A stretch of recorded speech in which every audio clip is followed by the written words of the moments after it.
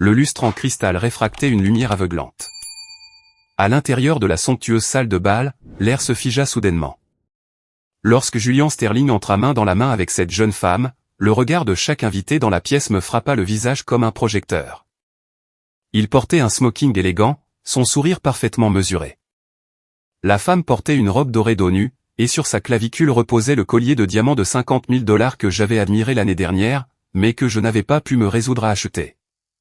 Laissez-moi vous présenter. Voici Valérie Chase, ma nouvelle partenaire commerciale.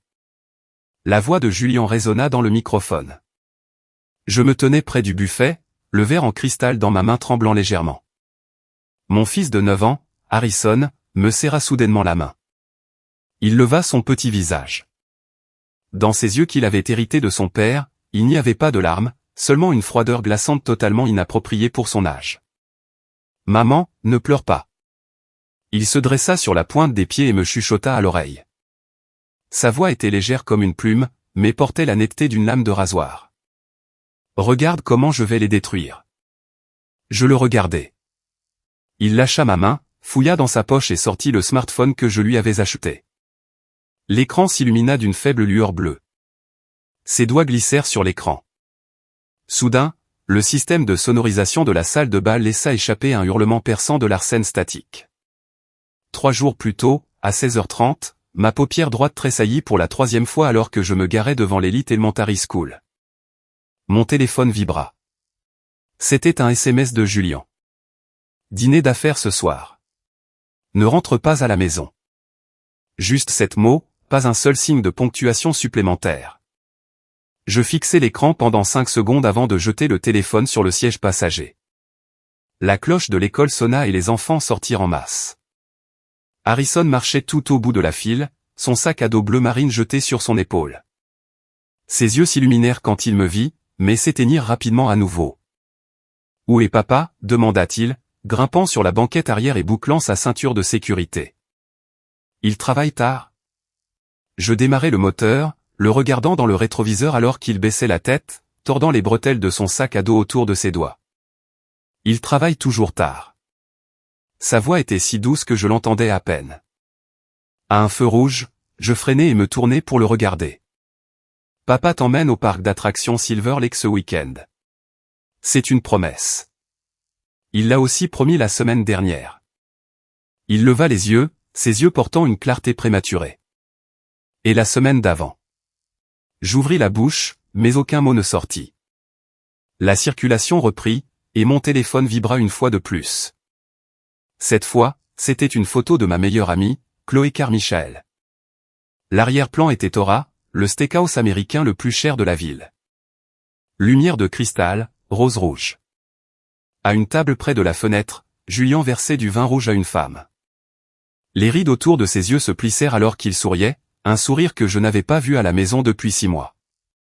Sous la photo, un simple texte. « Eleanor, qui est cette femme ?» Mes doigts s'engourdirent. Je faillis percuter la voiture devant moi. « Maman » appela Harrison de l'arrière. « Je vais bien. » Je pris une profonde inspiration et verrouillai l'écran du téléphone. « Qu'est-ce que tu veux pour le dîner ce soir ? Maman fera tes côtes courtes braisées préférées. Papa rentre manger ? Non. » Il baissa la tête à nouveau. N'importe. Il faisait noir quand nous sommes rentrés. J'ai saisi les côtes courtes, haché le céleri et les carottes, et déglacé la poêle avec du vin rouge. Mes mouvements étaient aussi mécaniques que ceux d'un ouvrier à la chaîne. La hotte aspirante bourdonna. Harrison était assis à la table à manger faisant ses devoirs, son crayon faisant un bruit de grattement sur le papier. « Maman » dit-il soudainement. « Oui. » Le père de Léo Fitzpatrick a trompé. La spatule dans ma main faillit tomber dans la poêle. « Ne dis pas de bêtises. Les enfants ne devraient pas faire de commérage. » « Je ne fais pas de commérage. » Il posa son crayon et tourna son petit visage vers moi. Léo a dit qu'il avait vu des messages sur le téléphone de son père avec une autre femme. Sa mère les a vus aussi et a pleuré toute la nuit. Le glaçage bouillonna dans la poêle. Le riche parfum de viande rôtie et de romarin emplit la cuisine. « Et après » demandai-je, ma voix sèche. « Et puis ses parents ont divorcé. Harrison fit une pause. Léo a dit que son père a donné la maison et l'argent à sa mère et a déménagé la semaine dernière. Son père l'a emmené à chaque et cette femme était là. Léo a jeté son soda sur toute sa robe. J'éteignis la cuisinière et servis les côtes. Penses-tu que Léo a fait la bonne chose? Non, répondit-il sans une seconde d'hésitation. Je ressentis un léger soulagement. Jeter du soda ne résout rien, continua-t-il, son ton terrifiant de calme. Léo aurait dû trouver les lacunes dans les comptes de l'entreprise de son père et avertir l'IRS anonymement. Son père gère une entreprise de matériaux de construction. Il a fraudé au moins un demi-million de dollars en impôts l'année dernière. S'il est audité, il n'aura pas seulement à payer des amendes. Il pourrait aller en prison fédérale. Quand cela arrivera, cette femme s'enfuira certainement plus vite que quiconque. Je restais figé avec l'assiette dans mes mains, la chaleur des côtes lavant mon visage. Comment sais-tu tout ça? Léo me l'a dit. Harrison prit sa fourchette. Son père s'est saoulé et s'est vanté à la maison que les agents de l'IRS étaient des idiots. Léo l'a enregistré. Un enfant de 9 ans. Enregistrer l'audio. Dénonciation. Audit de l'IRS. Ces mots tourbillonnèrent dans ma tête, s'emmêlant dans un désordre chaotique. Mangeons. Je posai l'assiette sur la table, ma voix flottante. Harrison prit un morceau de viande, le coupant soigneusement de l'os avant de le mettre dans sa bouche. Il mâchait très lentement, ses yeux fixés sur le bord de l'assiette comme s'il réfléchissait à quelque chose. Maman, dit-il à nouveau. Oui. Si papa trompait aussi, il leva les yeux, croisant mes yeux directement. Qu'est-ce que tu vas faire? Les lumières de la cuisine jetaient une lueur jaune chaude sur son visage, mais cela ne faisait que rendre ses yeux encore plus froids. Ma gorge se serra. Papa ne ferait pas ça, dis-je. Ma voix si faible, même moi je ne la croyais pas. Harrison ne dit rien d'autre. Il baissa la tête et continua de manger. Mais je savais. Il savait que je savais. Nous savions tous les deux. Pourtant, aucun de nous n'était prêt à percer cette fine couche de papier car derrière elle se trouvait un abîme, et une fois tombé, on ne pouvait plus jamais en sortir. À 21h ce soir-là, Julien n'était toujours pas rentré. J'ai couché Harrison et suis retourné au salon. L'écran de mon téléphone s'illumina. Chloé avait envoyé un autre message. J'ai demandé au serveur, la femme est la fondatrice d'Aura Interior. Son nom est Valérie Chase, 28 ans, célibataire. Le récent projet de rénovation commerciale de Julien pour Vanguard Holdings est un partenariat avec son entreprise. J'ai ouvert Google et tapé son nom. Des dizaines de résultats sont apparus. Le premier lien était le site web de son entreprise. La bannière de la page d'accueil était une immense photo de Valérie. Elle se tenait près d'une fenêtre du sol au plafond dans un tailleur blanc impeccable. Son sourire confiant et arrogant. Le profil de l'entreprise disait, spécialisée dans les espaces commerciaux haut de gamme. Client, Vanguard Holdings, Pinnacle Real Estate. Vanguard Holdings. C'était l'énorme contrat de 2 millions de dollars que Julien avait signé le mois dernier. Il était si ravi qu'il avait ouvert une bouteille de bourbon du Kentucky Vintage à la maison, disant qu'une fois ce projet terminé, il m'achèterait un nouveau Cadillac SUV. Il avait passé son bras autour de mon épaule, son haleine imprégnée d'alcool chaude contre mon visage. Cette vieille berline à toi à 5 ans. Il est temps d'une mise à niveau. Je m'étais moqué de lui pour son arrogance à l'époque. Maintenant, en y repensant, il n'était pas arrogant. Il avait simplement trouvé son prochain chapitre et se pressait d'utiliser la richesse matérielle pour compenser sa culpabilité. J'ai fait défiler plus bas. Dans le coin de la page d'introduction de l'équipe, j'ai vu une photo de groupe. Debout à l'extrême droite à côté de Valérie et de son équipe de design se trouvait l'assistant de Julien. La photo était datée d'il y a 3 mois. 3 mois. Cette pièce se jouait depuis si longtemps et j'étais la seule tenue dans l'ignorance. Non, peut-être qu'Harrison le savait depuis longtemps. C'est pourquoi il avait posé ces questions. C'est pourquoi il m'avait regardé avec ses yeux. Mon téléphone vibra soudainement. L'identifiant de l'appelant indiquait Julien. Je fixai ces lettres pendant 10 secondes avant de répondre. Allô, tu dors? Sa voix semblait épuisée. Le bruit de fond était rempli de klaxons de voiture. Je viens de finir. Le client était implacable. Vous avez mangé? On a mangé. Harrison dort. Oh. Il fit une pause. Écoute, je devrais peut-être travailler ce week-end aussi. On ne peut pas aller au parc d'attractions. Dis-le à Harrison pour moi. La semaine prochaine. Certainement la semaine prochaine. Julian. Je l'appelai par son nom complet. L'autre extrémité resta silencieuse un instant. Qu'y a-t-il? Le client que tu as rencontré ce soir était un homme ou une femme? Un homme, évidemment. Il laissa échapper un rire sec. Pourquoi demandes-tu? Juste pour demander. J'entendis ma propre voix aussi morte et immobile qu'une mare d'eau stagnante. Rentrez tôt. D'accord, je suis en route. Il raccrocha. La tonalité d'appel bipait dans mon oreille. Je posai mon téléphone et sortis sur le balcon. L'air nocturne était frais. Les lampadaires en contrebas jetaient une faible lueur jaune.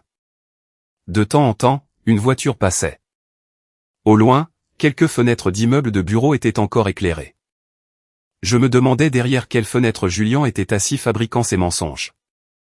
Ou peut-être Valérie était assise avec lui, l'aidant à les tisser. Je sortis une cigarette. J'avais arrêté il y a 3 ans, mais ce soir, j'en avais besoin d'une. Le briquet cliqua 3 fois avant de s'allumer. L'étincelle éclata et mourut dans l'obscurité. J'inhala trop brusquement à la première bouffée et éclatai en une quinte de tout, les larmes me montant aux yeux. Pathétique. Chloé avait raison. Eleanor Vance, tu vis comme une lâche.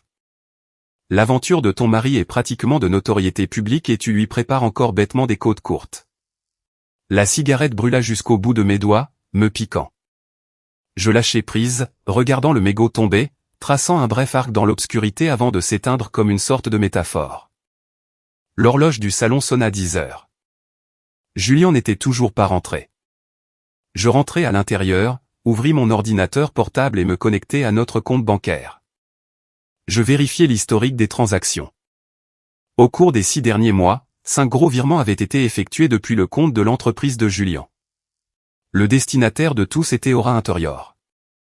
Les montants variaient de $50 000 à $200 000. La note indiquait simplement « frais de conseil en design ». Un projet de rénovation commerciale nécessitait un $250 000 en frais de design. J'ai pris des captures d'écran et ouvert un autre dossier contenant les états financiers de l'entreprise de Julian des dernières années. J'avais un diplôme en comptabilité. Même si j'étais devenu mère au foyer après le mariage, je n'avais pas oublié mon métier. Les chiffres dansaient sur l'écran, revenus, dépenses, bénéfices. Ligne après ligne, il racontait une histoire méticuleusement fabriquée. L'histoire avait tellement de lacunes qu'un idiot aurait pu les repérer. Mais je les avais regardés pendant 3 ans et je m'étais forcé à les ignorer. Ce n'était pas que je ne pouvais pas les voir. Je ne voulais tout simplement pas parce qu'au moment où je les reconnaîtrais, cette famille serait finie. Que arriverait-il à Harrison? Il n'avait que 9 ans. Il avait besoin d'un père. Il avait besoin d'un foyer intact. Il avait besoin de tenir la main de sa mère d'une main et celle de son père de l'autre pour aller au parc d'attractions. Même si le fait de se tenir la main était purement symbolique, même si ce voyage au parc d'attractions n'avait jamais eu lieu, au moins l'illusion était là. Maintenant, même l'illusion était en train d'être arrachée. Je fermai l'ordinateur portable et m'adossai au canapé. Le lustre au plafond était celui que nous avions acheté quand nous nous sommes mariés. Julian avait dit que son design grandiose ressemblait à quelque chose d'un hôtel 5 étoiles. Je pensais que c'était trop cher à l'époque, mais il avait insisté qu'un homme ne se mariait qu'une fois, et qu'il ne me laisserait pas me contenter de moins. En y repensant, il ne s'agissait pas de ne pas me laisser me contenter. Il s'agissait de ne pas perdre la face devant les parents et amis. Après tout, tant de gens regardaient au mariage. Après tout, mes parents l'avaient désapprouvé, et il s'était assis avec mon père, d'homme à homme, le regardant droit dans les yeux et jurant de prendre soin de moi pour le reste de ma vie. Les serments viennent avec des dates d'expiration. Le sien avait une durée de conservation de 10 ans, et il avait officiellement expiré à sa 11e année. Le bruit d'une clé tournant dans la serrure vint de la porte d'entrée. Je me redressai immédiatement, frottant mon visage pour que mon expression paraisse quelque peu normale. Julian poussa la porte. Sa veste était drapée sur son bras, sa cravate à moitié dénouée. Il se figea une seconde quand il me vit. « Tu es encore debout à m'attendre ?» Je me levai. « Tu as mangé ?» Il reste de la nourriture dans la cuisine. J'ai mangé. Il changea de chaussures et accrocha sa veste au porte-manteau. Le client a insisté pour offrir. Je n'ai pas pu m'en sortir. Quel client est si généreux? Je m'approchai et l'aidai à dénouer sa cravate. Il se raidit légèrement. Arthur Pendleton de Vanguard. Arthur n'est-il pas parti en voyage d'affaires à New York? Je le regardai. Tu me l'as dit la semaine dernière. Les pupilles de Julien se contractèrent. Cela ne dura qu'une fraction de seconde, mais je l'ai vu. Il est rentré tôt. Il détourna le regard et marcha vers la salle de bain, puant l'alcool. Je vais prendre une douche. La porte de la salle de bain se ferma et l'eau commença à couler. Je restai figé, tenant toujours sa cravate bleu marine. Au dos de la cravate, près du nœud, il y avait une légère tache de rouge à lèvres, une teinte pêche, pas le rouge classique que je portais. C'était exactement la même teinte que Valérie portait sur sa photo de profil d'entreprise. Le lendemain matin, Julien quitta la maison à 7 heures, prétextant une réunion matinale. Je m'assis à la table à manger, regardant la tasse de café noir qu'il n'avait pas touchée se refroidir lentement. Harrison émergea de sa chambre avec son sac à dos. « Papa est déjà parti ?» « Oui. »« À quelle heure est-il rentré hier soir ?» Alven démasquait. « Oh !» Il s'assit, prit un bagel et en croqua un morceau. « Maman, tes yeux sont vraiment rouges. Je n'ai pas bien dormi parce que papa ment. » Il posa le bagel, ouvrit son sac à dos et en sortit un petit carnet, le faisant glisser sur la table vers moi. C'était un cahier quadrillé standard, mais au moment où je tournais la première page, je me figeai. Il était rempli de notes au crayon, de dates, d'heures, de lieux et de numéros de plaques d'immatriculation. 15 mars, 18h20. Parking souterrain de Downtown Plaza. La voiture de papa garée à côté d'un SUV Cadillac blanc. Plaque d'immatriculation de la Cadillac se terminant par 668. 22 mars. 20h Blue Bay Coffee. Papa et une femme en trench coat beige assis près de la fenêtre. La femme est partie en premier. Papa est parti 10 minutes plus tard. 5 avril. Je scannais ligne après ligne. Mes mains commencèrent à trembler. Quand as-tu commencé à enregistrer ça? Depuis que Léo m'a dit que son père trompait. La voix d'Harrison était neutre. Chaque jour après l'école, je fais un détour par le bureau de papa. Si sa voiture n'est pas là, je vérifie les endroits où il va habituellement. Un enfant de 9 ans sautant le chemin direct vers la maison pour suivre son propre père. Ma gorge était comme bourrée de coton. Je pouvais à peine respirer. Harrison. Maman. Il me coupa. Le regard dans ses yeux possédait une maturité anormale et glaçante. Pleurer ne résout rien. La mère de Léo a pleuré pendant 3 mois, et ils ont quand même divorcé. De plus, elle n'a obtenu qu'une petite maison et 50 000 en espèces. Tous les capitaux propres de l'entreprise avaient été transférés par le père de Léo. Comment sais-tu tout ça? Léo me l'a dit. Il a dit que sa mère avait engagé un avocat terrible qui fut acheté par l'autre partie. Quand elle a signé les papiers, l'avocat ne lui a même pas dit que le bénéfice net de l'entreprise l'année dernière était de 3 millions, pas de 300 000. J'haltais. Harrison ferma le carnet et me regarda. Si tu divorces de papa, nous devons faire 3 choses. Il leva 3 doigts. Premièrement, rassembler des preuves. Preuves d'infidélité et preuves de dissimulation d'actifs. Deuxièmement, trouver un avocat impitoyable. Pas quelqu'un que papa connaît et pas quelqu'un recommandé par la famille. Troisièmement, jusqu'à ce que nous soyons prêts à frapper, n'alerte pas l'ennemi. Je le regardais fixement, regardant un visage qui avait encore des joues de bébé, me sentant soudainement comme si je regardais un étranger. Harrison. Ma voix trembla. Savais-tu depuis longtemps? Il resta silencieux pendant quelques secondes, puis hocha la tête. Pendant les vacances, papa m'a emmené au centre commercial pour acheter un jouet. Nous sommes tombés sur cette femme. Il m'a dit d'aller au kiosque acheter une glace. Tu te souviens? Oui. Harrison baissa les yeux, tripotant le bord de son carnet. Mais je n'ai pas marché loin. J'ai vu son bras lié à celui de papa. Et papa l'a embrassé sur la joue. Les vacances. Julien avait dit qu'il emmenait notre fils acheter un cadeau du Nouvel An. Il était rentré avec juste une voiture télécommandée. J'avais demandé où était la glace et il avait dit qu'il avait oublié. Il n'avait pas oublié. Son esprit n'était simplement pas sur son fils. Pourquoi ne me l'as-tu pas dit alors, demandai-je, ma voix à peine un murmure. J'avais peur que tu sois triste, dit-il. Et si je te l'avais dit, qu'aurais-tu fait? Te battre avec papa. Et après? Et après? Ces 3 mots me transpercèrent le cœur comme des aiguilles. En effet. Et après? Une énorme dispute, nous déchirant le visage, et divorcer.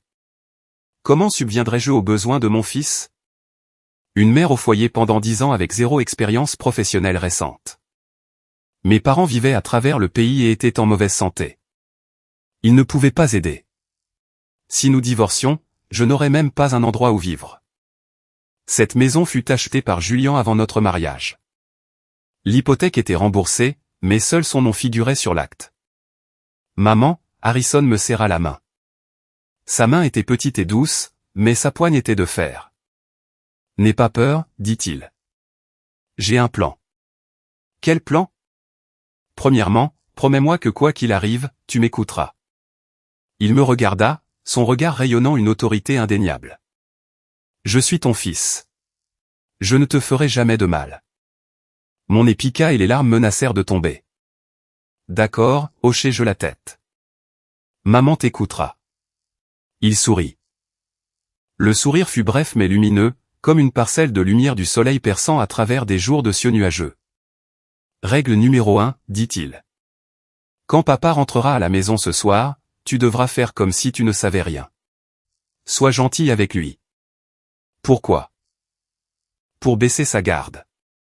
Harrison se leva et fourra le carnet dans son sac à dos. Papa est très intelligent. Si tu agis soudainement froidement, il se doutera de quelque chose.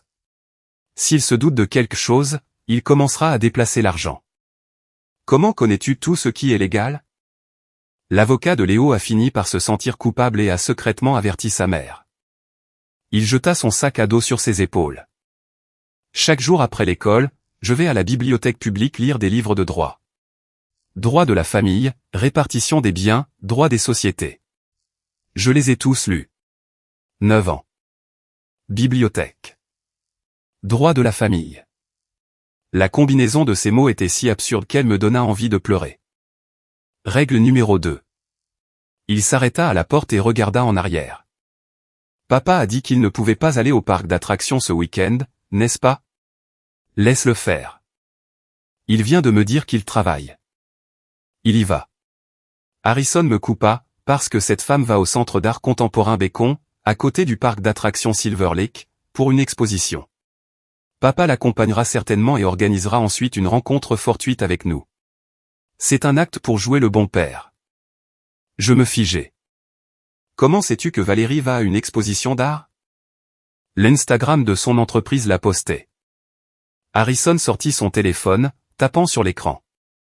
Posté hier à 15 h. Je vais au nouveau centre d'art avec ma meilleure amie ce week-end. J'ai hâte. La photo montrait 2 billets. Il me tendit le téléphone. Sur l'écran, la photo de profil de Valérie souriait brillamment et arrogamment sous la dernière publication.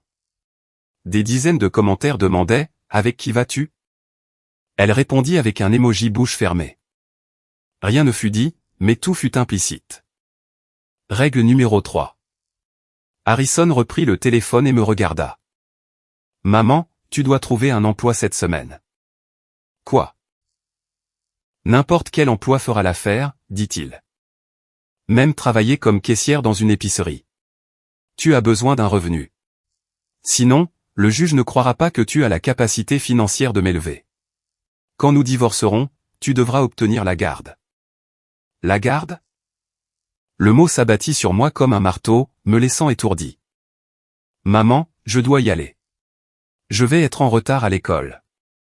Il regarda l'horloge murale et ouvrit la porte. Maman, souviens-toi, pleurer est inutile. Si nous voulons gagner, nous devons les déjouer. La porte se referma, ses pas s'estompant dans le couloir. Je m'assis à la table regardant le café glacé. Je me souvins soudain d'il y a 10 ans quand Julian me courtisait. Chaque matin, il m'apportait du café chaud à mon dortoir.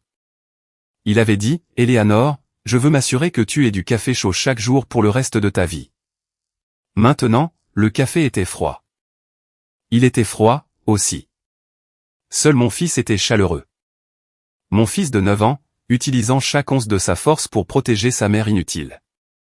Je me levai, versai le café dans l'évier, rinçai la tasse et sortis mon téléphone. Je composai le numéro de Chloé. « Chloé, dis-je, aide-moi à trouver un emploi.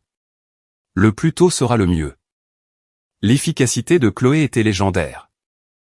À 14 heures, j'étais assise dans la salle d'entretien d'une librairie indépendante. La propriétaire était une femme d'une quarantaine d'années nommée Madame Abernathy. Elle portait des lunettes à monture dorée et parlait d'un ton doux.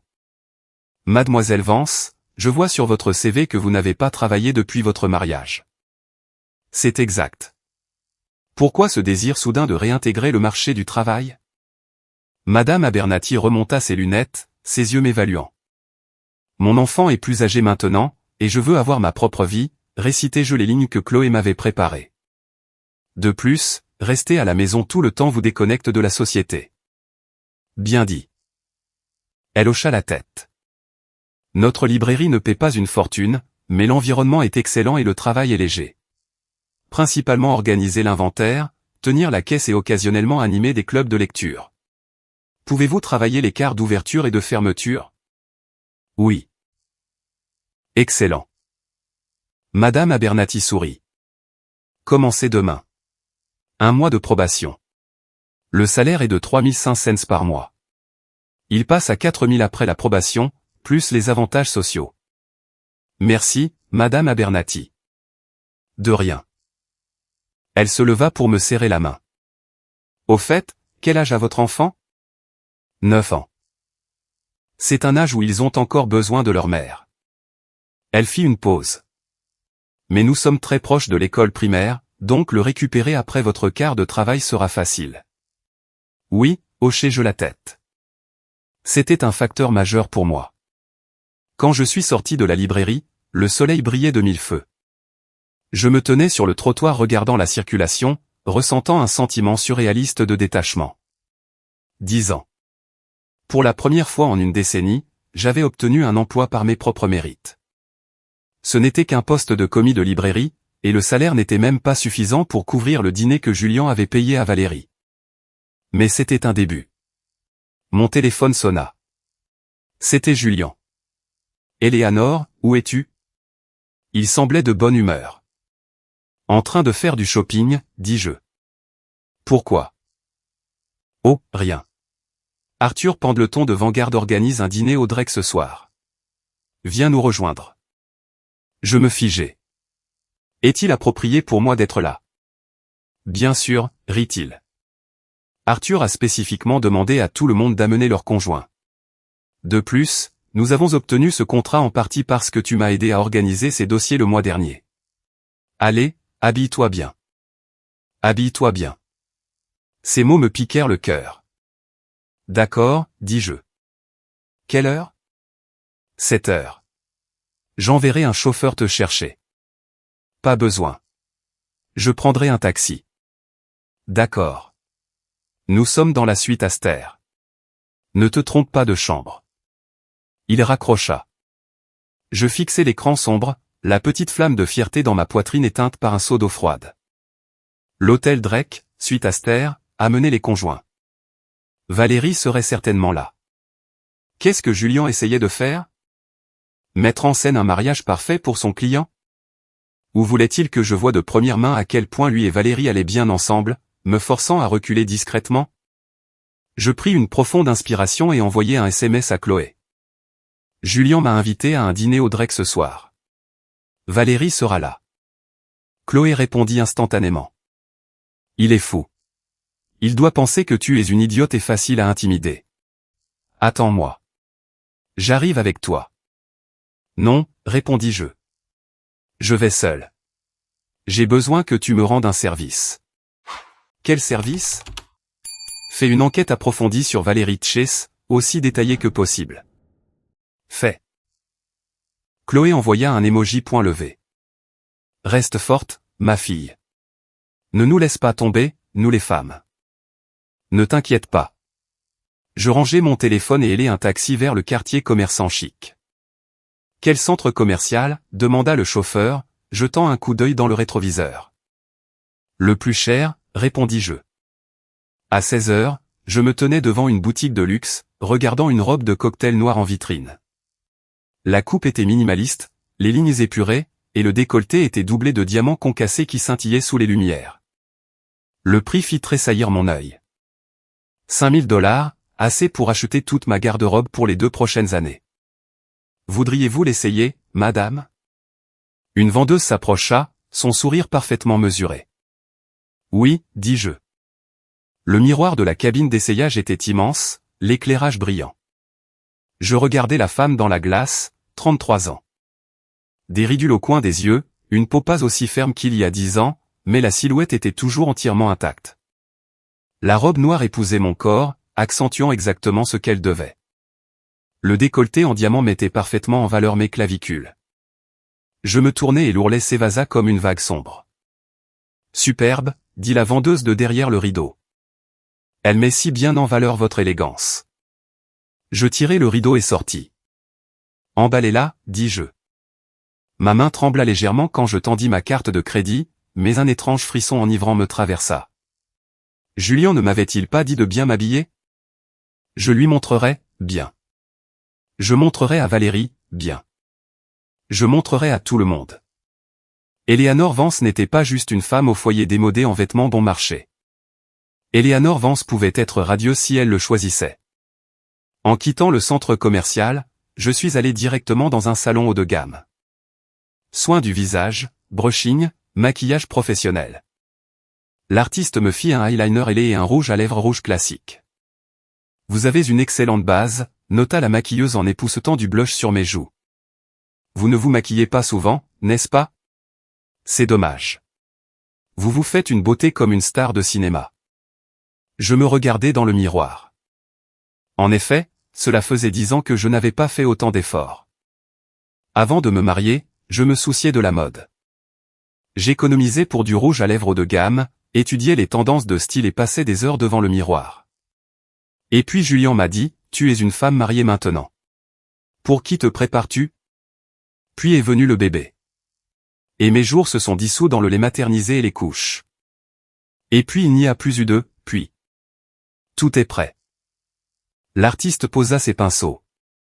Qu'en pensez-vous? Je me levai et marchai vers le miroir en pied. Robe noire, talons aiguilles, maquillage impeccable, boucles lâches tombant sur mes épaules.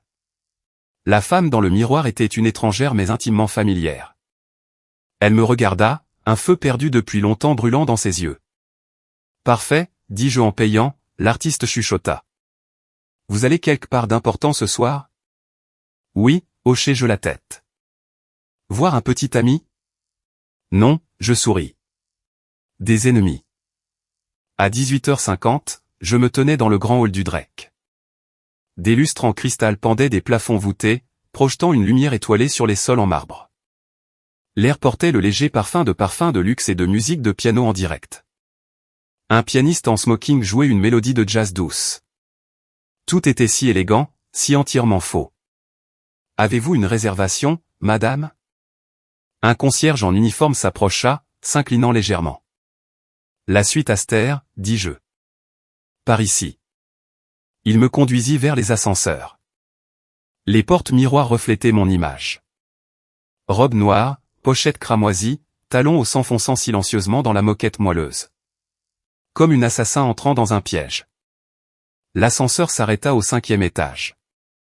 Le couloir était silencieux, tapissé de tapis épais et d'art abstrait. Le concierge ouvrit les lourdes portes en chêne de la suite Aster et le bruit s'échappa. J'entrai. La première personne que je vis fut Julien. Il était assis au bout de la table tenant un verre de vin, discutant avec l'homme à côté de lui. Quand il me vit, il se figea. La surprise éclaira son visage. Puis la stupéfaction. Puis une lueur de panique. « Éléanore, tu es venue. » Il se leva, son sourire légèrement raide. « Viens t'asseoir. » Il y avait environ 8 personnes à table. Mes yeux balayèrent la pièce et se posèrent finalement sur la femme assise directement à la droite de Julian. Valérie Chess.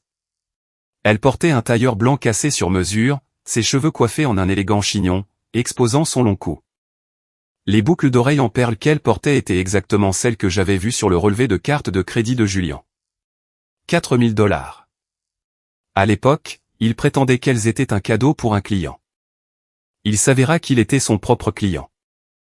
Et ceci est, Valérie leva les yeux vers moi, son regard évaluateur. « C'est ma femme, Éléanore Vance », présenta Julian. « Éléanore, voici Valérie Chess, fondatrice d'Aura Interior, notre partenaire pour ce projet. Ravi de vous rencontrer, mademoiselle Chess. » Je lui tendis la main. Valérie se leva et me serra la main. Sa main était douce et froide, ses ongles peints d'un vernis nude impeccable.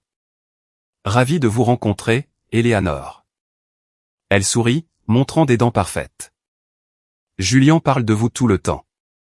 Si contente de vous rencontrer enfin. Vous avez l'air beaucoup plus jeune que sur vos photos. » Des photos. Julian lui avait montré des photos de moi. Quand? Où? Je maintenais mon sourire. « Vous êtes là vraiment belle, mademoiselle Chess. Si jeune et si réussie. Oh, s'il vous plaît. » Elle lâcha ma main et se rassit. J'ai juste eu de la chance avec mon timing. Contrairement à vous qui êtes capable de gérer une maison si parfaitement, Julian se vante toujours de la femme au foyer dévouée que vous êtes. Femme au foyer en ce moment. Ce mot me semblait une insulte. Asseyez-vous. Julian retira la chaise à côté de lui. Je m'assis. Les serveurs commencèrent à servir plat après plat de nourriture exquise. De petites assiettes de dégustation furent placées devant chacun de nous. Julian plaça un morceau de homard dans mon assiette. Et c'est ceci. C'est leur signature. Merci. Je ne touchai pas ma fourchette. Valérie leva son verre de vin. Julian, Éléanore, un toast à vous deux. Vous souhaitant une vie de bonheur et d'amour. Elle regarda Julian droit dans les yeux en disant « Amour ». Ses yeux si doux qu'ils auraient pu faire fondre l'acier. Julian leva son verre et entrechoqua le sien. « Merci, Valérie, dit-il, sans me regarder. » Le reste de la table se joignit à nous, échangeant des amabilités professionnelles, louant le succès de Julian, le talent de Valérie et mes compétences domestiques. J'écoutais et souriais, prenant occasionnellement une gorgée de vin. Il était sec, laissant une astringence amère sur ma langue. « Alors, Éléanore, dans quel domaine travaillez-vous » demanda un cadre chauve de l'autre côté de la table. « Je reste à la maison, dis-je. Maman à plein temps. » Il hocha la tête avec une compréhension exagérée. « C'est merveilleux. Les femmes ont tellement de mal de nos jours, à essayer d'équilibrer carrière et famille. Il faut un vrai talent pour maintenir un ménage en marche comme vous le faites. » Absolument, intervint une femme en robe rouge à côté de lui. Mon mari m'a supplié de quitter et de rester à la maison, disant que mon salaire ne valait pas le stress, mais je ne pouvais simplement pas abandonner mon indépendance. Elle lança un regard à Valérie. Pourtant, rien ne vaut d'être une puissance comme Valérie. Posséder votre propre entreprise, faire exactement ce que vous voulez. Liberté totale.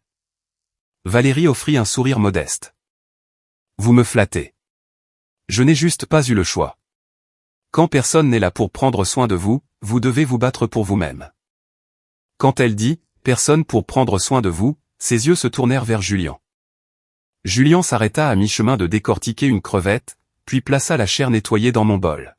« Mange », murmura-t-il doucement. Je regardai la viande rose dégoulinant de sauce et sentis une vague soudaine de nausée. Je vais courir aux toilettes. Je me levai. J'y vais avec vous. Valérie se leva instantanément. Pas besoin. J'étais juste sur le point d'y aller moi-même. Elle passa son bras dans le mien. Aussi intime qu'une meilleure amie.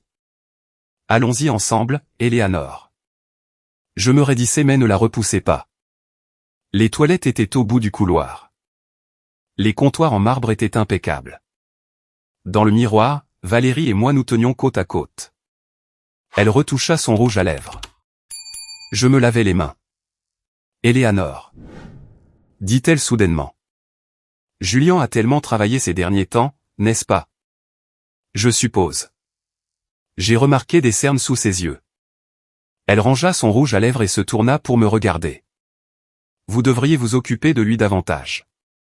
C'est difficile là-bas pour un homme qui construit un empire. Quand il rentre à la maison, il a besoin d'un port chaleureux ou s'ancrer. N'êtes-vous pas d'accord? J'éteignis le robinet et pris une serviette en papier pour me sécher les mains. Vous semblez très investi dans le bien-être de mon mari, mademoiselle Chess. Est-ce standard pour les partenaires commerciaux? Elle sourit. Julien est juste un homme véritablement bon.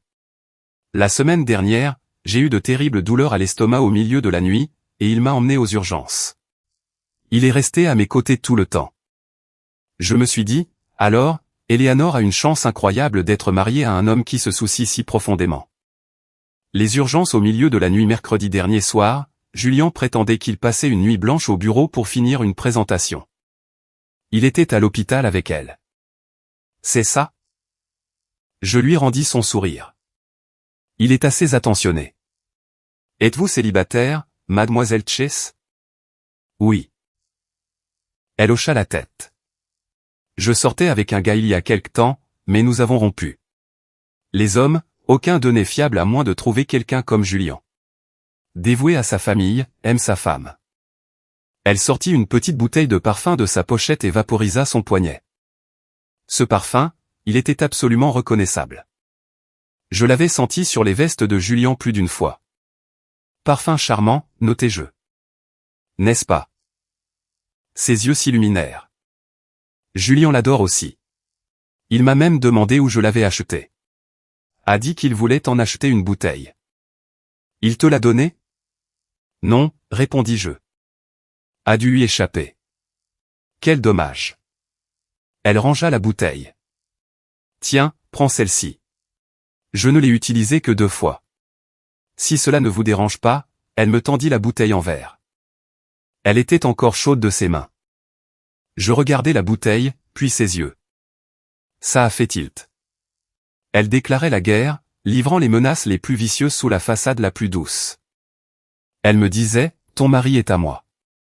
Tout ce que tu as est à moi. Même ce parfum. Non, merci. Je repoussai la bouteille. Je n'aime pas cette odeur. Oh. Elle haussa un sourcil. Alors, qu'est-ce que vous aimez? Je m'assurerai que Julien vous l'achète la prochaine fois. Ce n'est pas ce que j'aime qui compte, dis-je. Ce qui compte, c'est que je ne touche pas aux affaires des autres.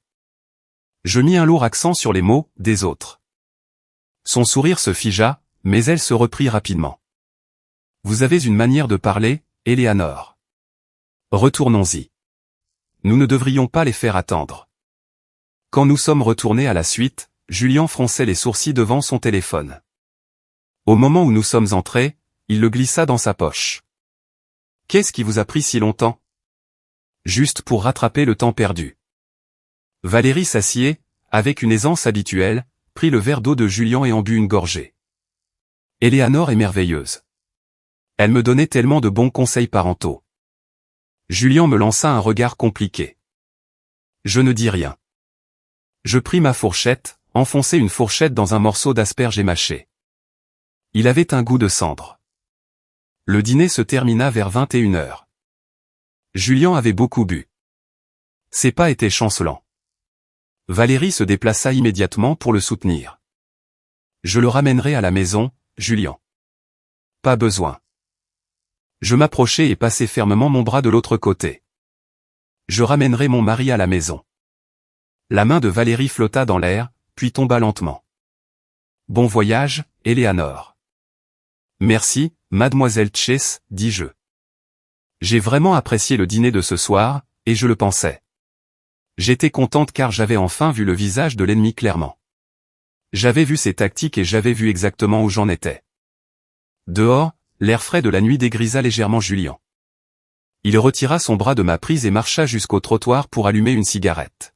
« Quel était ton problème ce soir » demanda-t-il, le dos tourné vers moi. Qu'est-ce que tu veux dire par t'habiller comme ça? Il se retourna, me scrutant de haut en bas et le maquillage épais. Qu'est-ce que tu essaies de prouver? Tu m'as dit de bien m'habiller, dis-je. J'ai raté le coche. Tu avais l'air bien. Il tira une bouffée.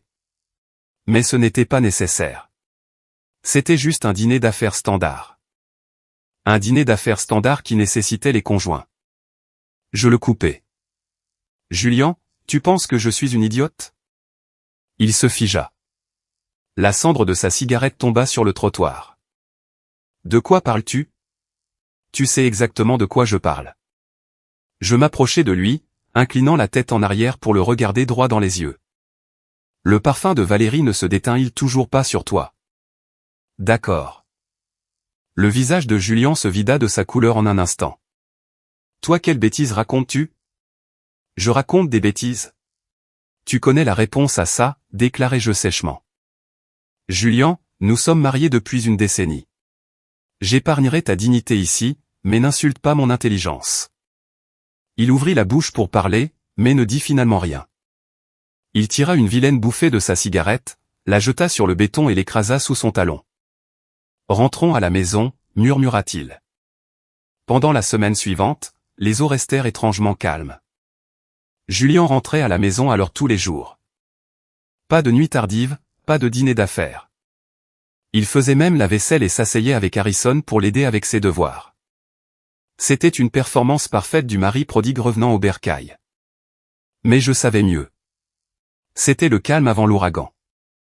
Il m'observait, essayant de comprendre exactement ce que je savais, attendant de voir si j'allais exploser. Une fois qu'il aurait fini d'évaluer la menace, il ferait son prochain pas. Le vendredi soir, Harrison rentra de l'école. Avant même qu'il ne pose son sac à dos, il annonça « Maman, le parc d'attractions, c'est demain. » Pourquoi? Papa vient de m'appeler. Il a dit qu'une urgence est survenue au travail. Harrison laissa tomber son sac et sortit son carnet, mais j'ai vérifié les prévisions. Demain est ensoleillé, temps parfait, idéal pour un voyage au centre d'art contemporain Bécon à côté du parc d'attractions Silver Lake. Il leva les yeux vers moi. L'Instagram d'Aura Interior a été mis à jour. On se voit au centre d'art demain à 14 h. Elle ne dit pas qui. Harrison eut un petit sourire froid. Mais la photo montrait 2 billets et 2 cafés. Ma poitrine se serra. Alors demain nous y allons seuls, dit-il. J'ai vérifié. L'exposition est gratuite. Nous faisons les attractions le matin et allons à la galerie à 14 h pour les rencontrer accidentellement. Est-ce une bonne idée? Pourquoi pas? Harrison posa son carnet.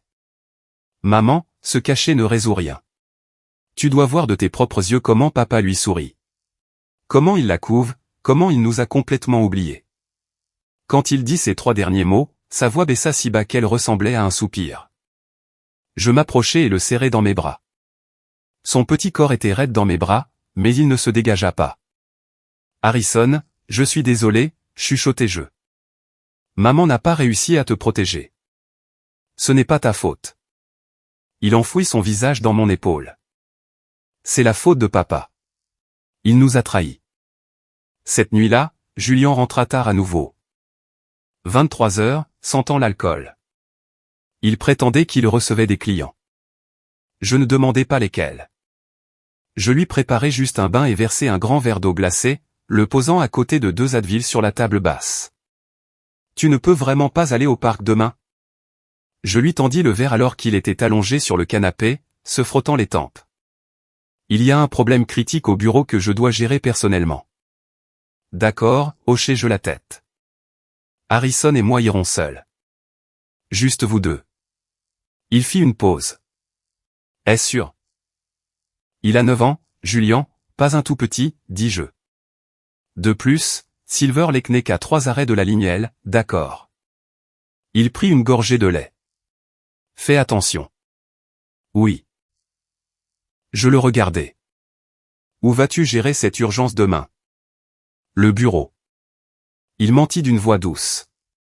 Où d'autres? Je regardais ses yeux évasifs et sentis le tout dernier scintillement d'espoir dans mon cœur s'éteindre complètement. Le lendemain matin, Julien partit à 8 heures, affirmant que la crise nécessitait son attention immédiate.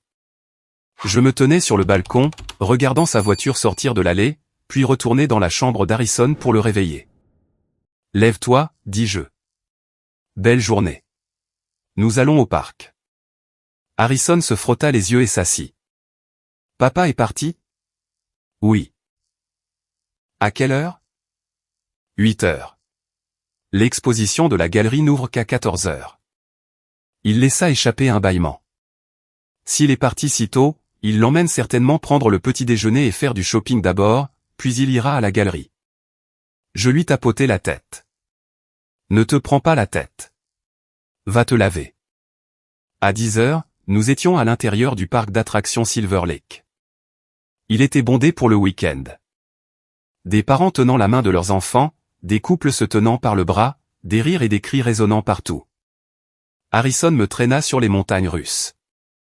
Il était intrépide, gardant les yeux grands ouverts tout le temps, ses cheveux ébouriffés en un désordre chaotique. Quand nous sommes descendus, mes jambes étaient engelées, mais il bourdonnait d'adrénaline. « Maman, allons-y encore. » « Pas question », je fis un signe de la main. Mon cœur ne peut pas le supporter. Il rit, montrant ses incisives légèrement tordues. Ce sourire était si pur, si véritablement enfantin, ça me brisa le cœur. À midi, nous avons mangé dans un restaurant à l'intérieur du parc. Burger, frites, milkshake. Harrison était de bonne humeur. « Maman » demanda-t-il soudainement autour d'une bouchée de burger. « Si toi et papa vous séparez, je reste avec toi. » Ma main tressaillit, faillit renverser mon milkshake. « Pourquoi aborder ça maintenant ? » « Parce que je sais que tu t'inquiètes. » Il avala. Léo m'a dit que quand ses parents ont divorcé, son père s'est battu violemment pour la garde. Non pas parce qu'il aimait Léo, mais pour éviter de payer une pension alimentaire, et parce qu'avoir la garde signifiait qu'il obtenait une plus grande part des biens matrimoniaux. Je posai mon verre. Harrison, tu ne devrais pas t'inquiéter de ces choses. Je m'en inquiète depuis 1 an. Il me regarda droit dans les yeux. Maman, tu es trop fatiguée. Laisse-moi te protéger à partir de maintenant. Un garçon de 9 ans jurant de me protéger. Mon nez me brûla. Je baissai rapidement les yeux, faisant semblant de manger une frite. Fini de manger, dis-je. Ensuite, nous nous dirigeons vers le centre d'art. D'accord. Il hocha la tête. L'heure du spectacle. À 13h30, nous sommes arrivés au centre d'art contemporain Bacon. Architecture blanche minimaliste, immense mur de verre, une bannière surdimensionnée à l'entrée. Exposition d'art visuel contemporain. Entrée gratuite. Le hall était relativement vide, silencieux. Les seuls sons étaient le cliquetis des talons sur le marbre et des chuchotements bas. Harrison me tenait la main, me guidant lentement à l'intérieur. La galerie était vaste, divisée en zones pour peintures abstraites, sculptures et installations. Je n'en comprenais rien, mais Harrison examinait tout intensément. « Maman, regarde ça. » Il désigna une toile montrant un visage humain déformé aux couleurs violemment vives, mais exprimant une pure agonie. « Comment ça s'appelle ? » « Trahison. » Dit une voix derrière nous, mon corps se figea. Je me retournai lentement. Julien se tenait à 3 mètres. À côté de lui se trouvait Valérie. Ils étaient tous les deux vêtus de vêtements décontractés de week-end, ressemblant exactement à un couple normal. Julien tenait 2 cafés glacés, en passa un à Valérie. Elle le prit, en but une gorgée, puis ses yeux se posèrent sur moi. Un choc fin envahit son visage. Éléanore, quelle coïncidence. Coïncidence ? Même pas un peu. Je savais qu'il serait là. Il savait que je serais là. Mais tout le monde devait jouer le scénario d'une rencontre accidentelle. Oui, quelle coïncidence. Je souris finement. Julien, tu n'étais pas censé faire un quart d'urgence au bureau ? Le visage de Julien passa par plusieurs nuances. Je l'ai géré plus vite que prévu. Valérie voulait voir l'exposition, alors nous sommes venus ensemble. Il baissa les yeux. Harrison, viens ici. Harrison ne bougea pas. Il resta immobile, fixant Julien. Papa, tu as dit que tu devais travailler aujourd'hui. J'ai fini, mon pote. Julian s'avança, tendant la main pour ébouriffer les cheveux d'Harrison. Harrison esquiva sa main. Si tu as fini, pourquoi n'es-tu pas rentré à la maison, demanda-t-il. Regarder des peintures avec cette dame est-il plus important que de nous emmener, maman et moi, au parc d'attractions? Sa voix n'était pas forte, mais dans l'acoustique résonante de la galerie, elle résonna avec une clarté brutale. Les têtes se tournèrent, les chuchotements commencèrent. Julian avait l'air rougi. Papa avait des affaires, Harrison. Quelles affaires, insista Harrison. Lui tenir la main fait-il partie de tes affaires? Valérie s'avança. Chérie, tu ne comprends pas. Elle s'accroupit, essayant de saisir la main d'Harrison. Ton père et moi sommes juste des collègues de travail. Les collègues de travail se tiennent la main. Harrison recula d'un pas, glissant la main dans sa poche et sortant son smartphone. Il déverrouilla l'écran. Je le vis. Quand vous êtes entré par la porte d'entrée, vous vous teniez la main. Le sourire de Valérie se brisa. Julian se jeta en avant et arracha le téléphone. Quelle bêtise racontes-tu, siffla-t-il, furieux. Donne-moi le téléphone. Je ne raconte pas de bêtises. Harrison leva le menton, ses yeux brillants de larmes non versées, mais sa voix était inébranlable. J'ai pris une photo. Julian se figea. Il regarda l'écran. C'était une photo prise juste devant l'entrée. Le bras de Valérie était solidement accroché au sien. Leurs corps pressés l'un contre l'autre, riant comme des amoureux en pleine phase de lune de miel. Heure, lieu, visages indéniablement clairs. Harrison, la voix de Julian se brisa de rage. Qui t'a dit de prendre ça? Supprime-le tout de suite. Non, dit Harrison. C'est une preuve. Preuve de quoi? Preuve que tu as trahi maman, déclara-t-il. Chaque mot frappa comme un marteau contre du verre. Le visage de Julian devint noir de poids. Il leva la main pour frapper. Je me jetai en avant, protégeant Harrison de mon corps. Julian. Je le regardais, purvenin dans mes veines. Tu le touches, je jure devant Dieu. Une foule s'était formée autour de nous maintenant, pointant et murmurant. Valérie se leva rapidement, tirant la manche de Julian. Julian, arrête. Plaida-t-elle d'urgence. C'est juste un enfant. Ne fais pas de scène. Je ne suis pas juste un enfant. Harrison jeta un coup d'œil derrière moi, fixant Valérie. Et tu sais exactement ce que tu fais. Tu es une briseuse de foyer, n'est-ce pas? Toi. Le visage de Valérie rougit. Cramoisi. Harrison. Rugit Julian. Excuse-toi. Excuse-toi auprès de mademoiselle Chase tout de suite. Pourquoi le ferais-je? Cria Harrison en retour. Ai-je menti? Ne couche-t-elle pas avec un homme marié? Ne détruit-elle pas notre famille? Est-elle? Le bruit de la gifle résonna à travers le plafond voûté. Julian avait frappé Harrison violemment au visage. La tête d'Harrison bascula sur le côté. Une empreinte de main rouge vif apparut immédiatement sur sa joue pâle. Le temps s'arrêta. L'air se solidifia. Je fixai la marque rouge sur le visage de mon fils. Je fixai la main de Julian, toujours suspendue dans l'air. Je vis l'éclair de triomphe d'une fraction de seconde dans les yeux de Valérie. Quelque chose en moi se brisa définitivement. Julian, j'entendis ma propre voix. Elle ressemblait à de la glace qui craque. Nous divorçons. Julian sortit de sa rage. Il me regarda, puis Harrison. La panique inondant soudainement ses traits. Éléanore. Je ne voulais pas. Tu ne voulais pas. Je pris Harrison dans mes bras, pivotant sur mon talon vers la sortie. Mais moi si. Ce mariage est mort. Éléanore, laisse-moi t'expliquer, cria-t-il après moi. Je ne regardai pas en arrière. Serrant Harrison fort contre ma poitrine, je sortis du centre d'art. Le soleil de l'après-midi était aveuglant, me piquant les yeux. Maman, marmonna Harrison dans mon épaule.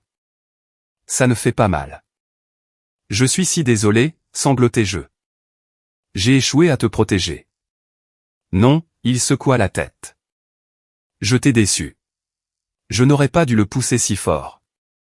Tu as fait exactement ce que tu devais faire, dis-je férocement. Nous avons fini de fuir. De retour dans la voiture, je composai le numéro de Chloé. Chloé, trouve-moi un avocat. L'avocat de divorce le plus impitoyable de la ville. Qu'est-ce qui s'est passé? Julian a frappé Harrison, dis-je. En public, devant Valérie. Silence de mort au bout du fil pendant 3 secondes. Reste exactement où tu es. Ordonna Chloé. J'arrive. 30 minutes plus tard, Chloé entra dans mon appartement. Elle amena un homme avec elle. Il portait un costume gris anthracite élégant et des lunettes à monture en fil d'or. Voici Anthony Montgomery. Présenta Chloé. Avocat en divorce d'entreprise et de grande valeur. 95% de taux de réussite. Anthony me tendit une carte de visite noir mat. Madame Vance. Chloé m'a fait un bref résumé. Dit-il clairement. Quel est votre objectif? Je veux qu'il parte sans rien. Abandon complet des actifs. Déclarai-je. Renoncer à tous les biens matrimoniaux et légalement complexes. Anthony remonta ses lunettes. À moins d'avoir des preuves irréfutables et indéniables de fautes financières extrêmes, d'infidélité ayant endommagé les biens matrimoniaux, ou de violences domestiques graves. La violence domestique compte-t-elle? Demandai-je. Il a frappé mon fils. Quel âge a votre fils? 9 ans. Cela relève de la maltraitance d'enfants ou de l'agression, mais pour les procédures de divorce, la violence domestique fait généralement référence à la violence conjugale. Anthony secoua la tête. Nous pouvons déposer une plainte à la police, mais cela seul ne vous garantira pas automatiquement 100% du patrimoine. Je serrai les poings. Qu'en est-il de l'infidélité? Avez-vous des preuves? Oui. Harrison sortit de sa chambre, tenant son petit carnet. Date, heure, lieu, plaque d'immatriculation et photo. J'ai tout. Il tendit le carnet à Anthony. L'avocat feuilleta les pages, ses sourcils se levant de plus en plus à chaque page. C'est remarquablement détaillé, admit Anthony. Mais avec respect, c'est circonstanciel. Les photos sont floues. Les plaques d'immatriculation prouvent que des voitures étaient présentes. Pas ce que les occupants faisaient. Nous manquons de preuves définitives d'une relation physique illicite. Alors, que faisons-nous? Demanda Chloé. Nous avons besoin d'une preuve irréfutable. Anthony ferma le carnet. Reçus d'hôtel, photos intimes, journaux de messages à caractère sexuel, virements bancaires, ou les prendre sur le fait. Les prendre sur le fait. Les mots étaient lourds, tranchants. Ils sont prudents, notai-je. Julian ne passe jamais la nuit dehors. Alors nous frappons quand leur garde est baissée, dit Anthony. Un cadre public, peut-être. Il fit une pause, me regardant. Madame Vance, votre mari a-t-il des événements publics majeurs à venir? Je réfléchis un instant. Mercredi prochain. Vanguard Holdings organise son gala annuel d'anniversaire. Julian a dit que depuis qu'il a décroché le contrat, le PDG Arthur Pendleton l'a personnellement invité. Mademoiselle Tché sera-t-elle là? Certainement, intervint Harrison. Aura Interior est le co-signataire du projet. Parfait. Anthony se leva. Le gala est notre zone d'abattage. Haute visibilité, enjeux maximaux. Si un scandale éclate là-bas, les retombées seront catastrophiques. Julian, terrifié à l'idée de perdre la face et son plus gros client, fera tout pour que ça reste secret. C'est là que nous le forcerons à agir. Comment? En les exposant publiquement, la voix d'Anthony était chirurgicale, devant ses clients et ses pairs. Pour sauver sa carrière, il signera tout ce que nous lui présenterons. Mon cœur battait contre mes côtes. N'est-ce pas extrême? Extrême? Anthony offrit un sourire glaçant. Madame Vance, votre mari a-t-il considéré s'il était extrême quand il a mis ses mains sur une autre femme? A-t-il considéré s'il était extrême quand il a frappé votre fils? Le divorce à ce niveau est une guerre de tranchées. La pitié envers votre ennemi est une cruauté envers vous-même. Je regardai Harrison. La marque rouge s'estompait, mais ses yeux étaient toujours « Maman », dit-il. Écoute monsieur Montgomery. Je pris une profonde inspiration. D'accord, dis-je. Le gala. Anthony commença à émettre des directives. Premièrement, j'ai besoin d'un accès total aux états financiers de l'entreprise de Julien. Chaque virement bancaire à aura intérieur. Deuxièmement, une enquête approfondie sur Valérie Tchess. Ne laissez aucune pierre non retournée. Troisièmement, vous assistez tous les deux au gala. Agissez normalement. Je ferai en sorte qu'un associé infiltre le lieu pour obtenir les preuves photographiques. Quatrièmement et le plus important, il me regarda droit dans les yeux. Madame Vance, une fois que vous franchissez cette ligne, le pont brûle. Il n'y a pas de retour en arrière. Je sais, dis-je. Le pont a brûlé il y a longtemps. Anthony partit. Chloé resta. Éléanore, es-tu absolument sûre, demanda-t-elle doucement. Une fois que cela devient nucléaire, Julien sera complètement détruit. Il nous a détruits d'abord, répondis-je. Dès l'instant où il lui a pris la main. Et Harrison, il reste avec moi. Je la coupai.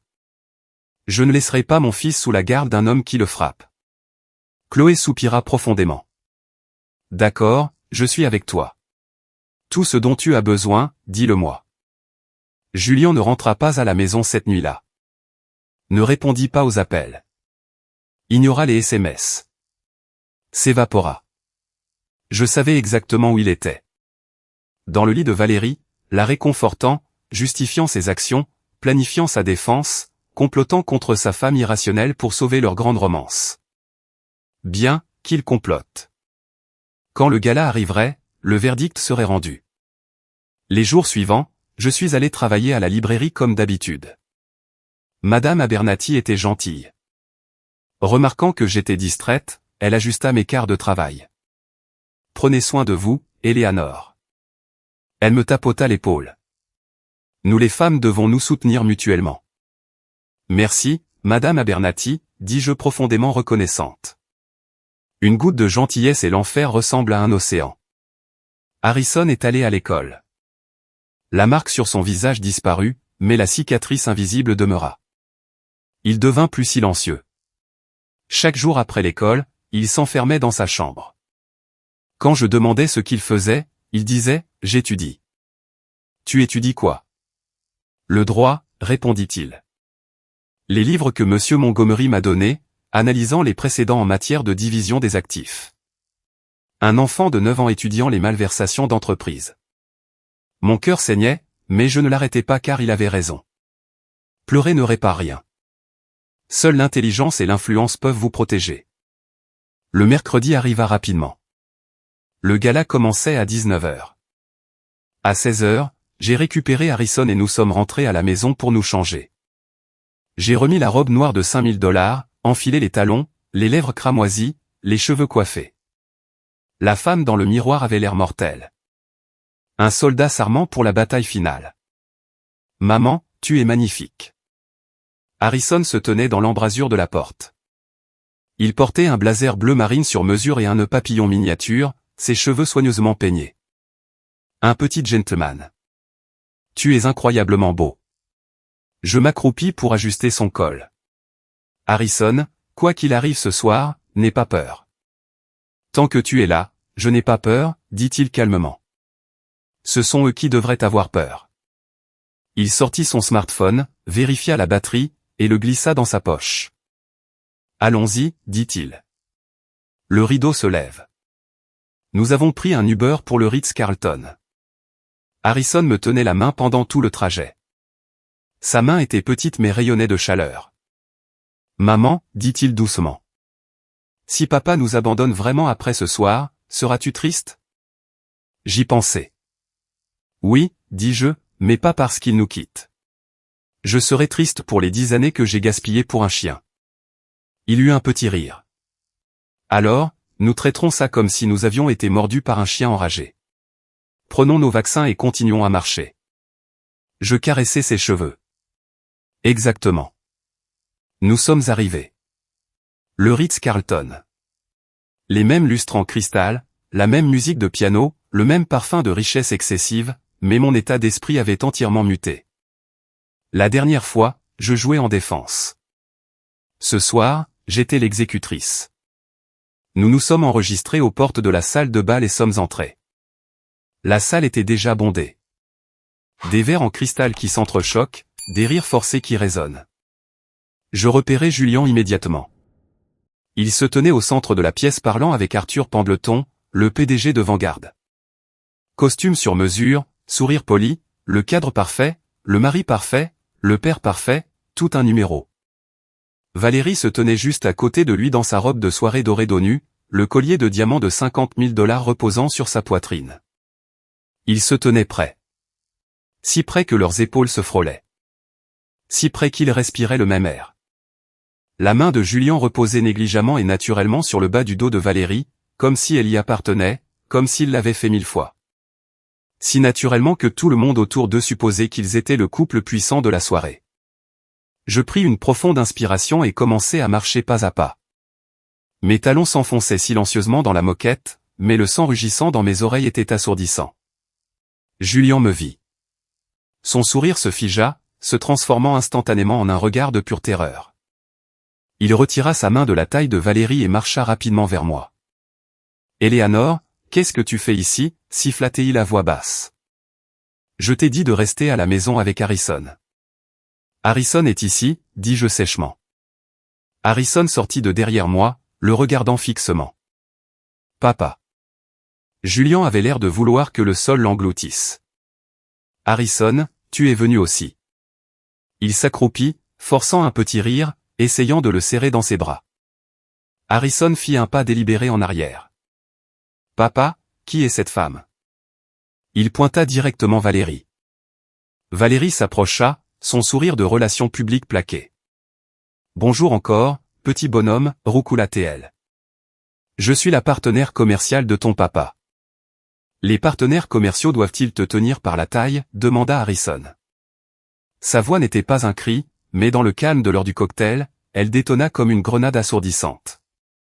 Les conversations s'arrêtèrent. Les têtes se tournèrent brusquement. Les murmures commencèrent. Le visage de Julien se vida. « Harrison, arrête d'inventer des histoires. »« Je n'invente rien. » Harrison sortit son téléphone de sa poche et tapa sur l'écran. « Je viens de prendre une photo. » Il leva le téléphone haut. Sur l'écran lumineux, une photo nette et zoomée de la main de Julien reposant intimement sur le bas du dos nu de Valérie. La panique saisit Julien. Il se jeta sur le téléphone. Mais Harrison fut plus rapide, esquivant sa prise. « Vous voulez bien expliquer, papa » demanda Harrison à voix haute. Le visage de Valérie devint blanc crayeux, mais elle se précipita pour faire des relations publiques. « Oh, quel enfant drôle !» Elle laissa échapper un rire strident. « Ton papa était juste en train de m'étudier. » Mon talon s'accrocha à la moquette. « C'est ça ?» Harrison la regarda droit dans les yeux. « Avez-vous retrouvé votre équilibre ?»« Oui, oui. »« Alors pourquoi sa main est-elle restée sur ton dos pendant 3 minutes complètes ?» rétorqua Harrison. « J'ai chronométré. » Le sourire de Valérie se désintégra complètement. Julien saisit violemment le poignet d'Harrison. « Donne-moi ce putain de téléphone. » gronda-t-il. « Non. » Harrison lutta. « C'est une preuve. » Julien arracha le téléphone de la main d'Harrison et le claqua sur le sol en marbre. Le verre se brisa violemment, mais Harrison sourit. Un sourire froid et terrifiant. « Tu es trop tard, papa. » Les photos se sont synchronisées automatiquement sur mon iCloud. Julien se figea, fixant le verre brisé, puis son fils, réalisant soudain qu'il était tombé dans un piège. « Tu as fait ça exprès. » « Oui. » Harrison hocha la tête calmement. « Je t'ai intentionnellement provoqué à casser le téléphone pour que tout le monde dans cette pièce voie à quel point tu es coupable. » Un soupir collectif résonna dans la salle de bal. Arthur Pendleton se fraya un chemin dans la foule, son visage comme le tonnerre. « Julien, qu'est-ce que cela signifie ?»« Arthur, s'il vous plaît. » Julien transpirait abondamment. « C'est juste un enfant qui fait des caprices. C'est un malentendu. » « Un malentendu ?» Arthur se tourna vers moi. « Madame Vance, qu'en dites-vous » Je m'avançai, me plaçant entre Julien et Arthur. Monsieur Pendleton, je m'excuse pour la scène. Je parlais avec une clarté absolue. Mais je suis venu ce soir pour faire une annonce. Julien saisit mon coude, sa prise me contusionnant. Éléanore, arrête ça tout de suite, supplia-t-il à travers des dents serrées. Nous pouvons gérer cela à la maison. La maison? J'arrachai mon bras. Rentrer à la maison pour que tu puisses continuer à me mentir au visage. Rentrer à la maison pour que tu puisses gifler de nouveau notre fils. Je ne l'ai jamais frappé. Au centre d'Arbécon, déclarai-je à voix haute. Tu as giflé Harrison au visage. Dois-je assigner la vidéo de sécurité de la galerie? La mâchoire de Julien trembla. Tu m'espionnais. Si je ne l'étais pas, comment aurais-je su pour ta relation illicite avec mademoiselle Chase? Je me retournai pour faire face à Valérie. Mademoiselle Chase, vous prétendiez être son partenaire commercial. Êtes-vous ici pour expliquer pourquoi vous deux vous êtes enregistrés au Ritz-Carlton en centre-ville mercredi dernier soir? Valérie recula comme si elle avait été frappée. Tu inventes des choses. Est-ce que j'invente? Rétorquai-je. J'ai le reçu de l'hôtel. Voulez-vous que je le projette sur les écrans maintenant? Je n'avais pas le reçu.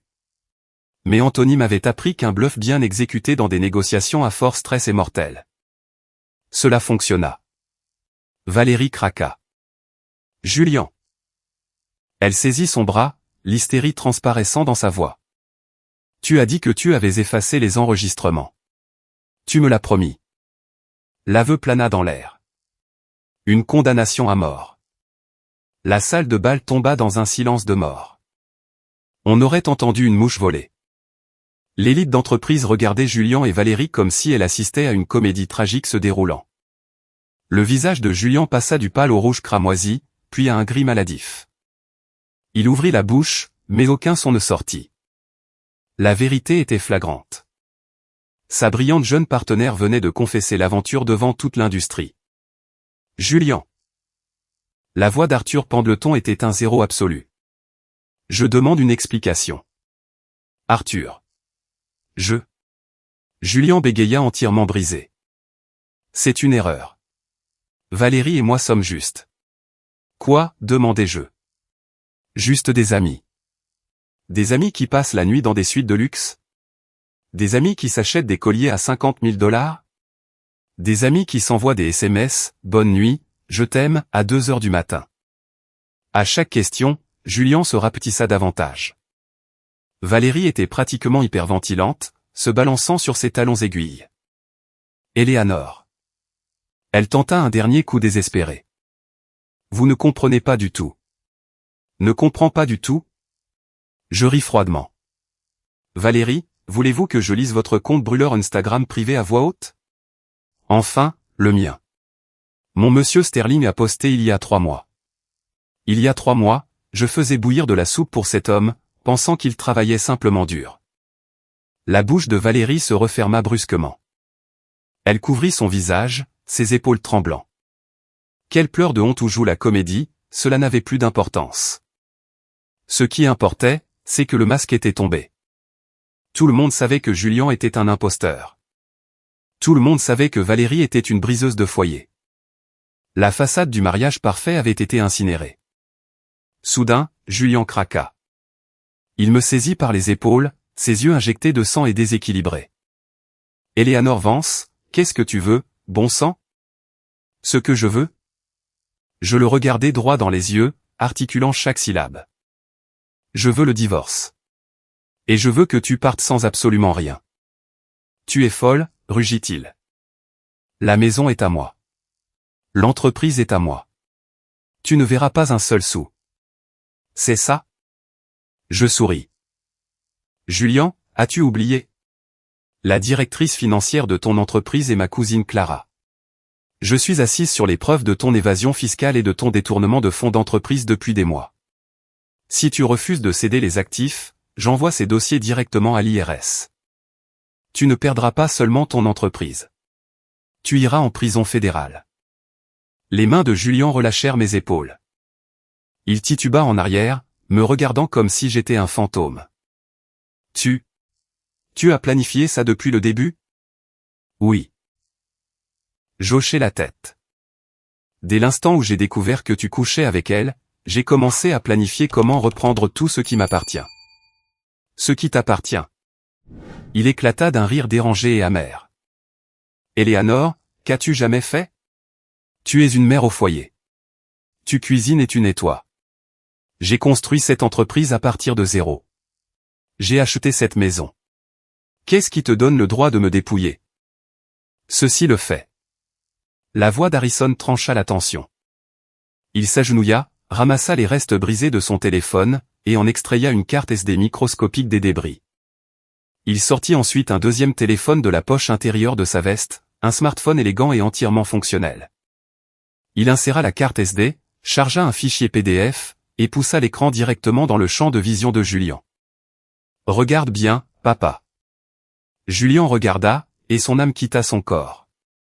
Affiché à l'écran se trouvait le grand livre de compte de l'entreprise de Julian des 3 dernières années.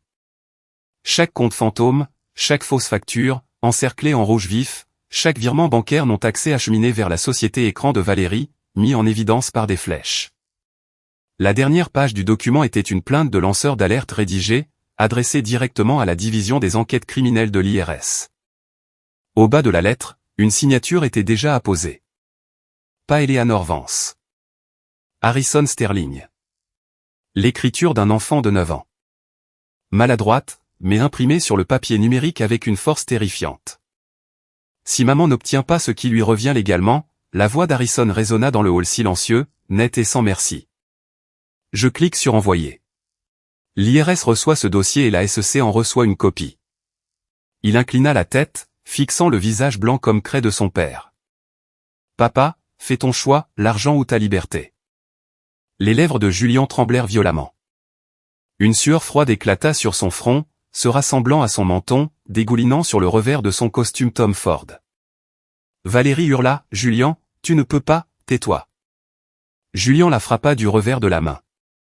La force envoya Valérie trébucher en arrière. Ses talons se brisèrent et elle s'écrasa sur le sol, sa robe de soirée dorée d'ONU s'enroulant autour de ses jambes. L'élégante et confiante PDG fut réduite à un tas de larmes sur le tapis du Ritz-Carlton. Julian ne la regarda même pas. Ses yeux étaient collés à l'écran lumineux dans la main de son fils. À la preuve irréfutable qui pourrait l'envoyer dans un pénitencier fédéral. Où as-tu eu ça? Alta-t-il. Tante Clara me l'a donné, répondit Harrison complètement imperturbable. Elle m'a dit que si papa harcelait maman, je devrais l'utiliser. Tante Clara, ma cousine, la récente diplômée de l'université que j'avais supplié Julian d'embaucher il y a 3 ans. Julian. Clara a besoin d'un début en comptabilité. Laisse-la aider à l'entreprise. J'avais dit qu'il était d'accord, disant que la famille était digne de confiance. Maintenant, la famille lui avait tendu le couteau, le coup fatal. Julian me regarda. Ses yeux étaient un tourbillon chaotique de choc, de rage, de terreur absolue et une misérable parcelle de supplication. Éléanore. Sa voix était brisée. Faut-il que ça se termine comme ça? Tu as commencé ça, dis-je froidement. Au moment où tu l'as touché, tu as acheté ce billet. Il essaya de parler, mais le regard collectif d'une centaine d'élites de l'industrie pénétra sa peau comme de l'acide. Arthur Pendleton recula d'un pas, son visage un masque de dégoût. Julian, Vanguard Holdings s'associe à des hommes d'intégrité. Si vous êtes prêt à frauder votre femme, votre enfant et le gouvernement fédéral, vous êtes impassif pour mon conseil. Arthur, s'il vous plaît. Le projet est à moitié terminé. Vous ne pouvez pas. Nos contrats contiennent de sévères clauses de moralité. Arthur le coupa brutalement. Mon équipe juridique contactera la vôtre demain. Vanguard met fin au partenariat avec effet immédiat. Résiliation. Le mot tomba comme une guillotine. Julian tituba, s'accrochant à une table haute pour se soutenir. Un verre en cristal tomba, se brisant sur le sol. Le son aigu reflétait son empire en effondrement et notre mariage mort. Julian. Valérie se mit à genoux en hurlant hystériquement. Tu me l'as promis. Tu as dit qu'une fois Vanguard sécurisé, nous allions nous marier. Une seconde vague de choc frappa la pièce. la maîtresse exigeant ouvertement le mariage sur le cadavre de sa carrière. Julien tourna brusquement la tête vers elle. « Sors, rugit-il. C'est à cause de toi. » Valérie le regarda, se sentant complètement trahie. Les larmes ruinèrent son maquillage impeccable. « Tu me reproches ? Qu'est-ce que tu m'as dit quand tu me courtisais ? Tu as dit qu'Éléanore était une femme au foyer ringarde. Tu as dit que tu voulais divorcer il y a des années. Tu as dit. J'ai dit, ferme ta bouche. » Julien leva la main pour la frapper, mais une main massive attrapa son poignet. C'était la sécurité privée d'Arthur Pendleton. « Monsieur Sterling, » dit doucement le garde du corps. « Ce n'est pas votre salon. Sortez. » Le bras de Julien tomba. Il regarda autour de lui. Il vit les ricanements, la pitié, la ruine absolue. Il me regarda, puis Harrison. Soudain, il rejeta la tête en arrière et rit. Un son creux et dérangé. « Bien, » cria-t-il. « Bien, Éléanore, tu gagnes. Toi et ton petit psychopathe avez fait équipe et m'avez brisé. Tu t'es brisé toi-même, dis-je. Signe les papiers. Je les ai apportés. » Je sortis l'épaisse enveloppe cartonnée de ma pochette et la jetai sur la table devant lui. Les conditions d'Anthony étaient impitoyables. Transfert total de la résidence principale, 60% de tous les capitaux propres de l'entreprise, 80% de toutes les liquidités et comptes d'investissement, pleine garde physique et légale d'Harrison, $3 000 par mois en pension alimentaire jusqu'à ses 18 ans.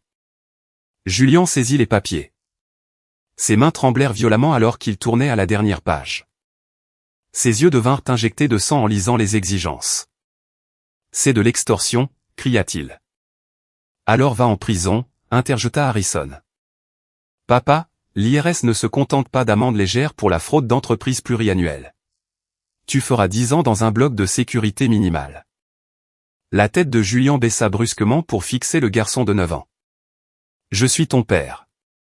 Quand tu m'as giflé, t'es-tu souvenu que tu étais mon père ?» rétorqua Harrison. « Quand tu étais au lit avec elle, t'es-tu souvenu que tu étais mon père ? Quand tu as menti à maman chaque nuit, t'es-tu souvenu que tu étais mon père ? » 3 fautes. Julien était sans voix. Il fixa le contrat à la ligne pointillée. « Si je signe » sa voix fut un murmure brisé. « Détruiras-tu les fichiers devant toi ? » « Je le promets. État financier, journaux d'hôtel, SMS, tout ça. Jure-le. » « Je le jure. » La salle de bal était dans un silence de mort. 100 personnes retenaient leur souffle. Valérie sanglota sur le sol, le maquillage coulant sur son visage, ressemblant à un chiffon jeté. 1 minute. 2 minutes.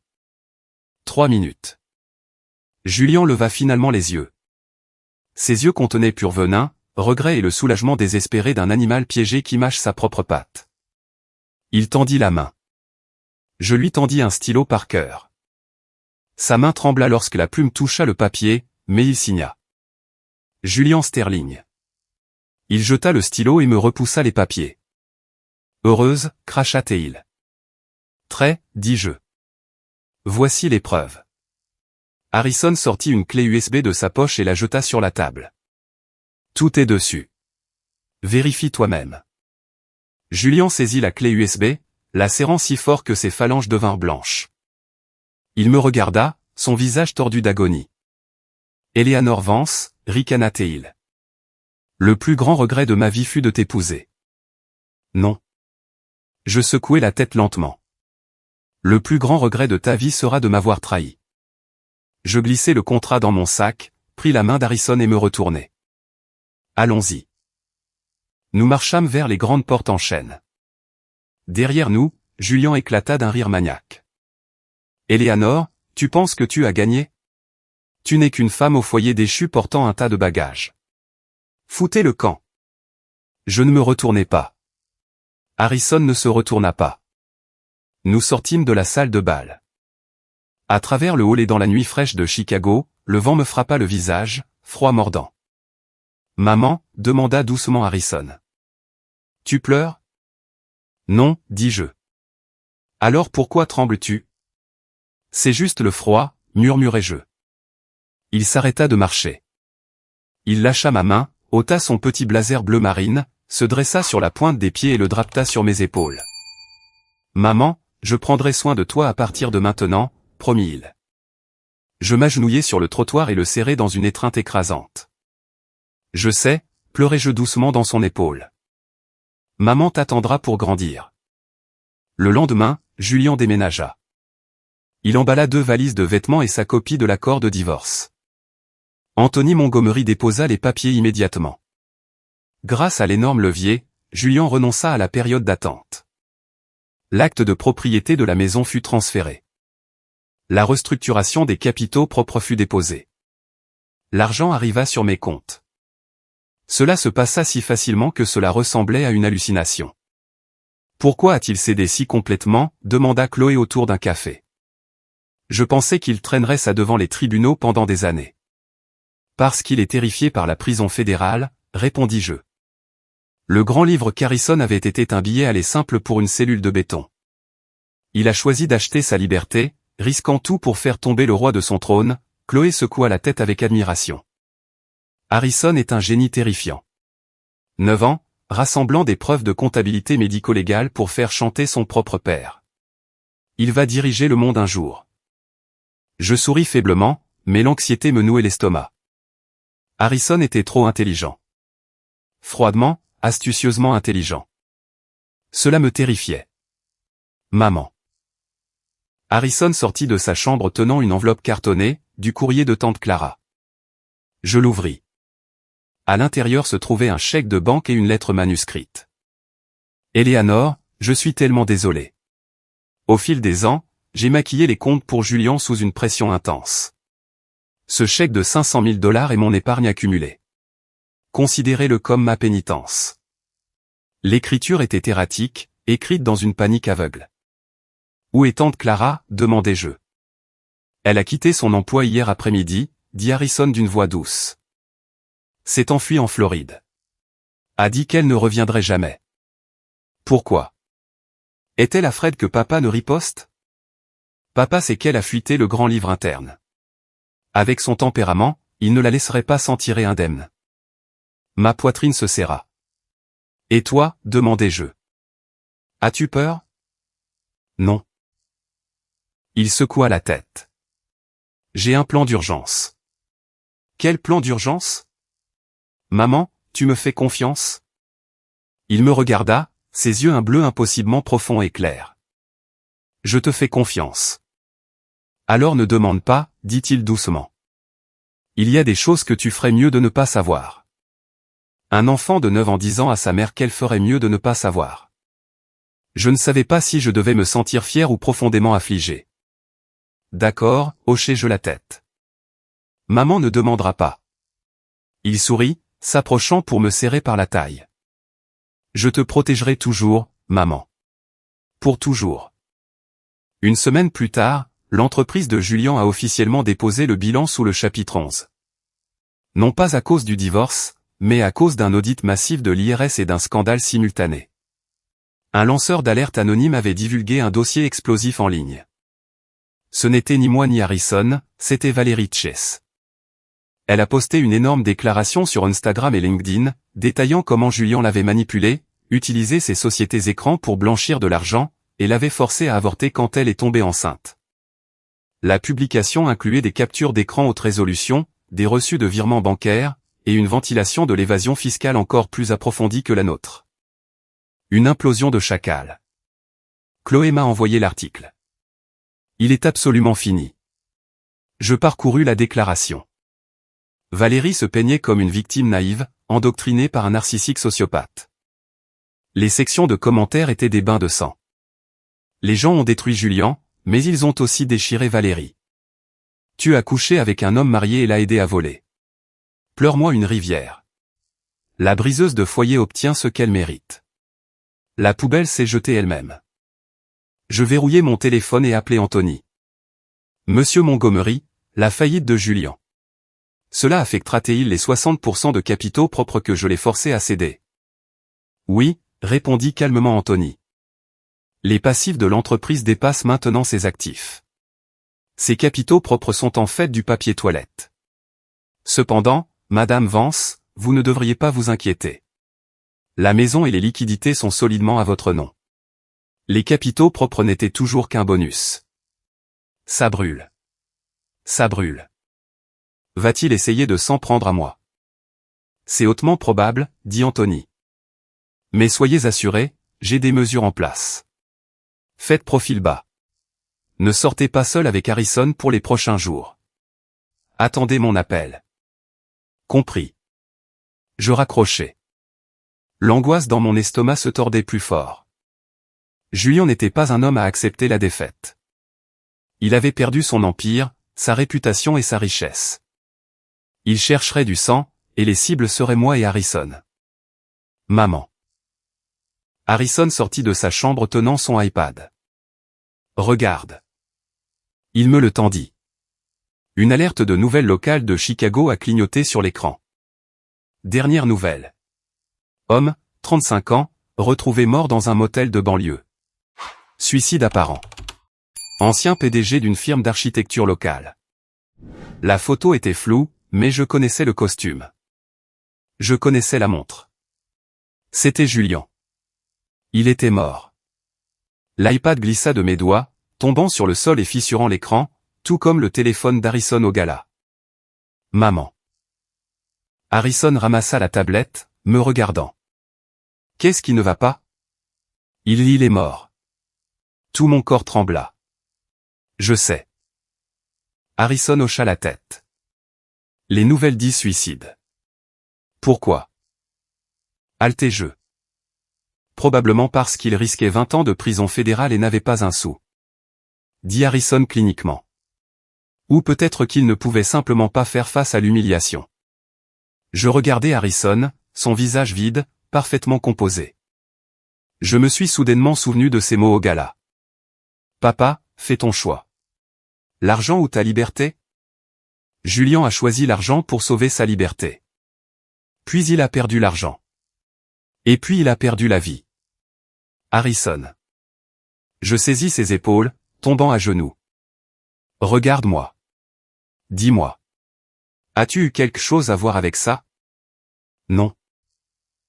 Il secoua la tête, ses yeux grands et innocents. Maman, je t'ai promis que je ne transgresserai jamais la loi. J'ai juste transmis le reste des dossiers de tante Clara aux bonnes personnes, dit-il simplement. Ce qu'ils ont décidé d'en faire était hors de mon contrôle. Quel dossier? Tout ce que papa a fait pendant les 5 dernières années. Harrison me regarda, son regard comme un lac calme et profond, soudoyant des fonctionnaires d'urbanisme, détournant des pensions syndicales, et les violations de l'OSHA du site du centre-ville effondré il y a 3 ans où 3 travailleurs sans papier sont morts. Il a payé les inspecteurs pour l'étouffer. Mes jambes cédèrent. Je m'effondrai sur le sol. Maman. Harrison me rattrapa. N'aie pas peur. Ces dossiers. Je les ai envoyés via un navigateur Tor au procureur de district, au bureau du FBI et au Chicago Tribune. Tout le monde sait maintenant. Papa ne s'est pas suicidé parce qu'il était triste. Il s'est suicidé parce qu'il était piégé. Piégé. Le mot flottait dans l'air, lourd comme du plomb. Quand? Quand as-tu? Depuis que j'ai découvert qu'il la voyait, dit Harrison. J'ai passé 1 an à fouiller ses disques durs, ses sauvegardes cloud, ses emails supprimés. Maman, je t'ai dit que je te protégerais. Je ne fais pas de promesses en l'air. Un garçon de 9 ans passant 1 an à compiler un acte d'accusation fédérale contre son propre père, puis exécutant le coup fatal au bon moment. Que étais-je censé dire? L'appeler un génie ou un monstre? Maman. Harrison enfouit son visage dans ma poitrine, me serrant fort. Ne sois pas en colère contre moi. Si je ne l'avais pas détruit entièrement, il nous aurait traqués. Il aurait pris la maison, l'argent, et t'aurait fait du mal. J'ai dû éliminer la menace. Je l'enveloppais de mes bras, le serrant aussi fort que possible. Je ne suis pas en colère, sanglotai-je. Je suis juste tellement désolé. Désolé qu'il ait dû voir les parties les plus laides et les plus sombres du monde adulte. Désolé qu'il ait dû devenir un soldat impitoyable pour survivre. Désolé qu'il ait du sang sur les mains, même si c'était le sang du monstre qu'il avait engendré. C'est bon, murmura-t-il. Je voulais juste que tu sois en sécurité. Personne ne peut nous faire de mal maintenant. Je sais, hochai-je la tête contre ses cheveux. Personne ne peut nous faire de mal maintenant. Les funérailles de Julien furent désertées. Quelques parents éloignés, sa mère en pleurs, un couple d'anciens associés. Valérie ne se présenta pas. La rumeur disait qu'elle avait fui l'État, peut-être même le pays. Évaporée. Au bord de la tombe, la mère de Julien me saisit les mains, sanglotant de manière incontrôlable. Éléanore, il t'a fait du tort, mais il ne méritait pas de mourir. Je restai silencieuse. Harrison se tenait à côté de moi, sa poigne sur ma main se resserrant. Grand-mère, dit-il. Papa a choisi de mettre fin à sa vie. Je sais. La vieille femme s'étouffa avec ses larmes. Mais pourquoi? Il lui restait tant de vie. Parce qu'il a fait des choses terribles, dit Harrison froidement. Et les actions ont des conséquences. La vieille femme se figea. Elle regarda son petit-fils comme si elle regardait un démon. Harrison, c'était ton père. Quand il m'a frappé au visage, s'est-il souvenu qu'il était mon père, répondit Harrison, sa voix dépourvue d'émotion. Quand il a abandonné maman, s'est-il souvenu? Quand il a étouffé la mort de 3 hommes pour le profit, s'est-il souvenu? La mâchoire de la vieille femme se relâcha. Elle n'eut aucune réponse. Elle lâcha ma main, se tourna et s'éloigna en boitant. Elle semblait avoir vieilli de 20 ans en 20 secondes. En retournant à la voiture, Harrison leva les yeux vers moi. Maman, tu es grand-mère? Non, dis-je. C'est juste une mère qui a perdu son fils. Tu es papa. Je réfléchis un long moment. Je l'ai haï, mais plus maintenant. Pourquoi? Parce que s'accrocher à la haine est épuisant, soupirai-je. Je ne veux juste plus être fatigué. Harrison hocha la tête, acceptant la réponse et resta silencieux. Quand nous sommes rentrés à la maison, un homme se tenait sur le porche. Anthony Montgomery. Il tenait un épais classeur en cuir. Madame Vance, il hocha la tête. Les derniers documents ont été approuvés. L'acte de propriété de la maison est entièrement à votre nom. Les comptes de fiducie ont été sécurisés. Il fit une pause. De plus, pendant la liquidation de la faillite, nous avons trouvé une créance exceptionnelle d'un fournisseur offshore. 3 millions de dollars. Conformément à la clause de priorité de votre jugement de divorce, le liquidateur l'a transféré sur votre compte hier. 3 millions de dollars. En plus des liquidités existantes, de la maison et du demi-million de Clara. J'étais soudainement une femme très riche. Il y a encore une chose. Anthony remonta ses lunettes. Je me sens éthiquement obligé de vous informer. Qu'est-ce que c'est? La mort de Julien. La police a conclu à un suicide, mais il y a des anomalies. Anthony garda la voix basse. La poigne d'Harrison sur ma main devint un étau. La police a noté que la nuit précédant sa mort, Julien a eu une violente altercation avec Valérie Chase dans un motel. Des voisins ont appelé pour une plainte de bruit. Le lendemain matin, il était mort. La théorie de travail est que mademoiselle Chase a dit quelque chose qui l'a poussé à bout. Poussé à bout, lui faisant réaliser que la mort était la seule issue. Où est Valérie maintenant, demandai-je. Inconnu. Anthony secoua la tête. Les autorités veulent l'interroger, mais c'est un fantôme. Les femmes comme elles ont des instincts de survie. Elle est partie depuis longtemps. J'hochai lentement la tête. Merci, monsieur Montgomery. Mon plaisir. Il me tendit une nouvelle carte de visite. Si vous avez à nouveau besoin de conseils, ma porte est ouverte. Anthony descendit l'allée et s'éloigna en voiture. Je déverrouillai la porte d'entrée et m'y appuyai, exhalant un souffle que j'avais l'impression d'avoir retenu pendant des mois. Maman. Harrison leva les yeux vers moi. Tu as peur? De quoi? De Valérie qui reviendrait pour se venger. Je réussis un sourire sincère. Non, dis-je, avec toi ici, maman n'a peur de rien. Il sourit, ses 2 dents de devant légèrement tordues montrant. Dans cette fraction de seconde, il ressemblait exactement à un garçon normal de 9 ans. Maman, dit-il joyeusement. Recommençons. D'accord, acquiesçai-je. Recommençons. 3 mois plus tard, j'ai ouvert un fleuriste haut de gamme dans un quartier élégant de Chicago. Madame Abernathy m'a aidé à trouver le bail commercial. Chloé m'a aidé à concevoir l'intérieur. Le jour de l'ouverture, le magasin débordait d'arrangements floraux et de félicitations. Harrison est venu directement de l'école pour aider. Il portait un petit tablier en toile enveloppant des orchidées et encaissant les clients sur la caisse iPad avec un professionnalisme total. « Vous avez un aide incroyable. » complimenta une cliente. « Oui. » Je souris fièrement.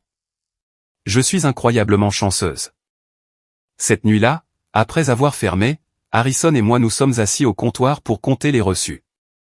Près de $800 de vente. Ce n'était pas l'argent de Vanguard, mais c'était propre. C'était le nôtre. Maman, dit soudain Harrison. Je veux changer mon nom. Changer ton nom? Oui. Il hocha la tête. Je ne veux plus être un Sterling. Je veux être un Vance. Je veux ton nom de famille. Je plongeai mon regard dans ses yeux. Ils étaient clairs, résolus et complètement sincères. D'accord, dis-je.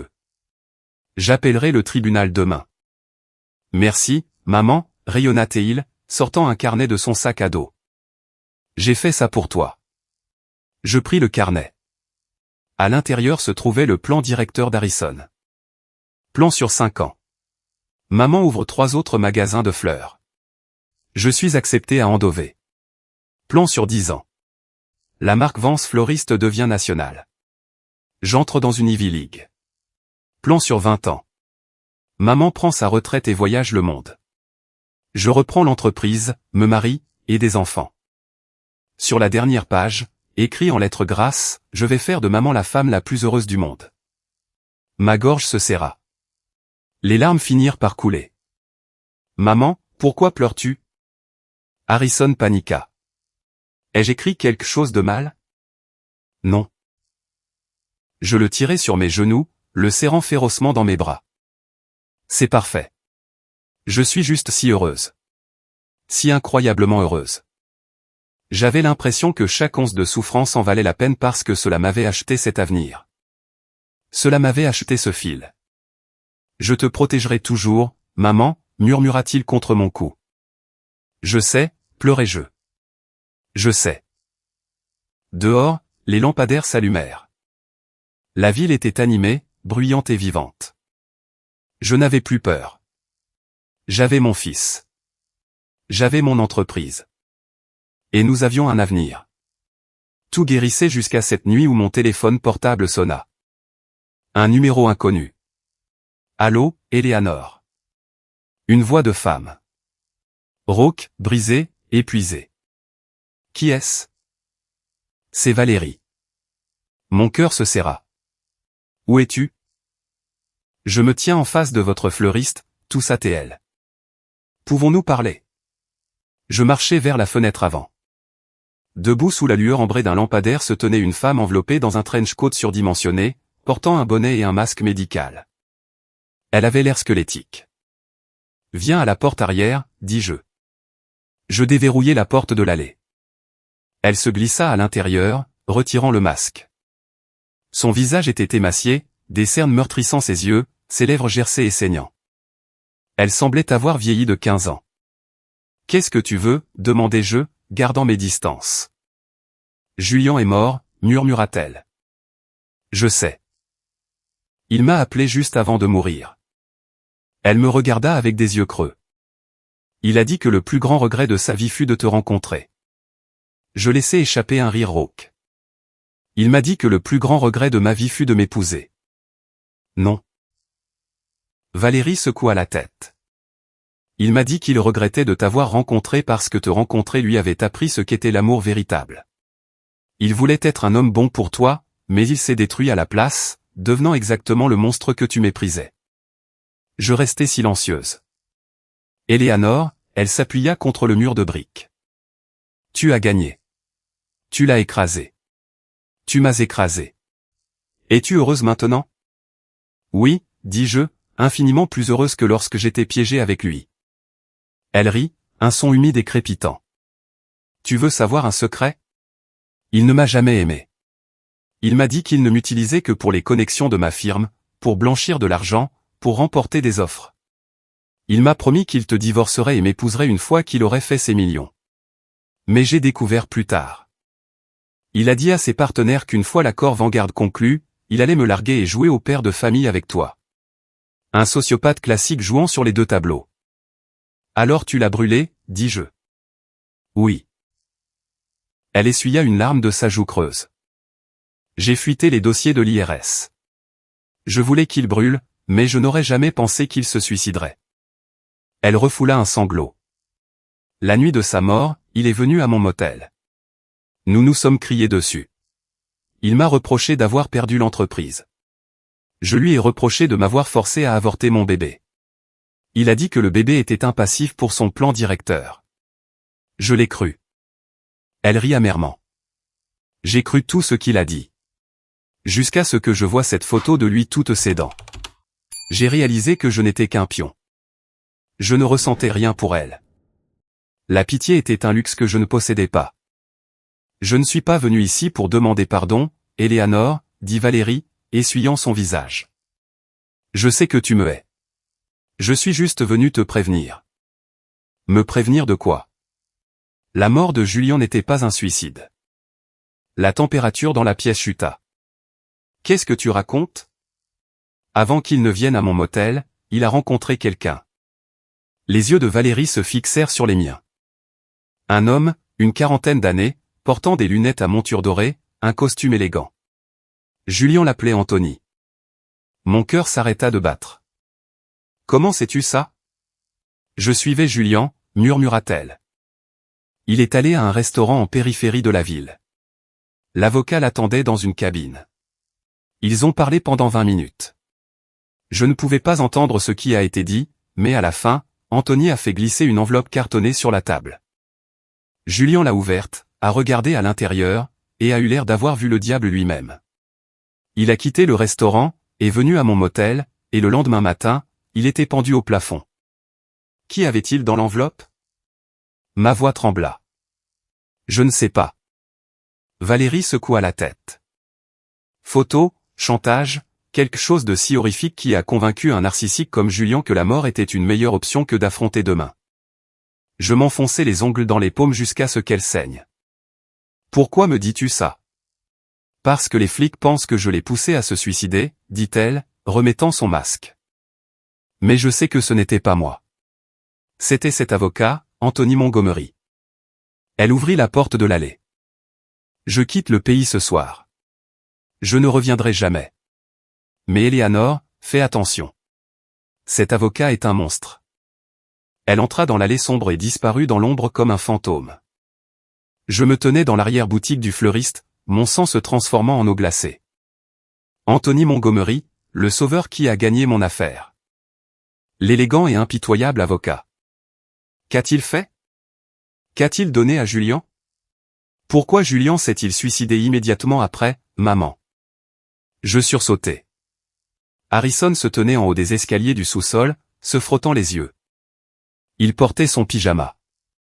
Pourquoi es-tu réveillé? Alté-je. J'ai entendu des voix. Il descendit les escaliers et me prit la main. Maman, tes mains sont glacées. Je vais bien, mentis-je.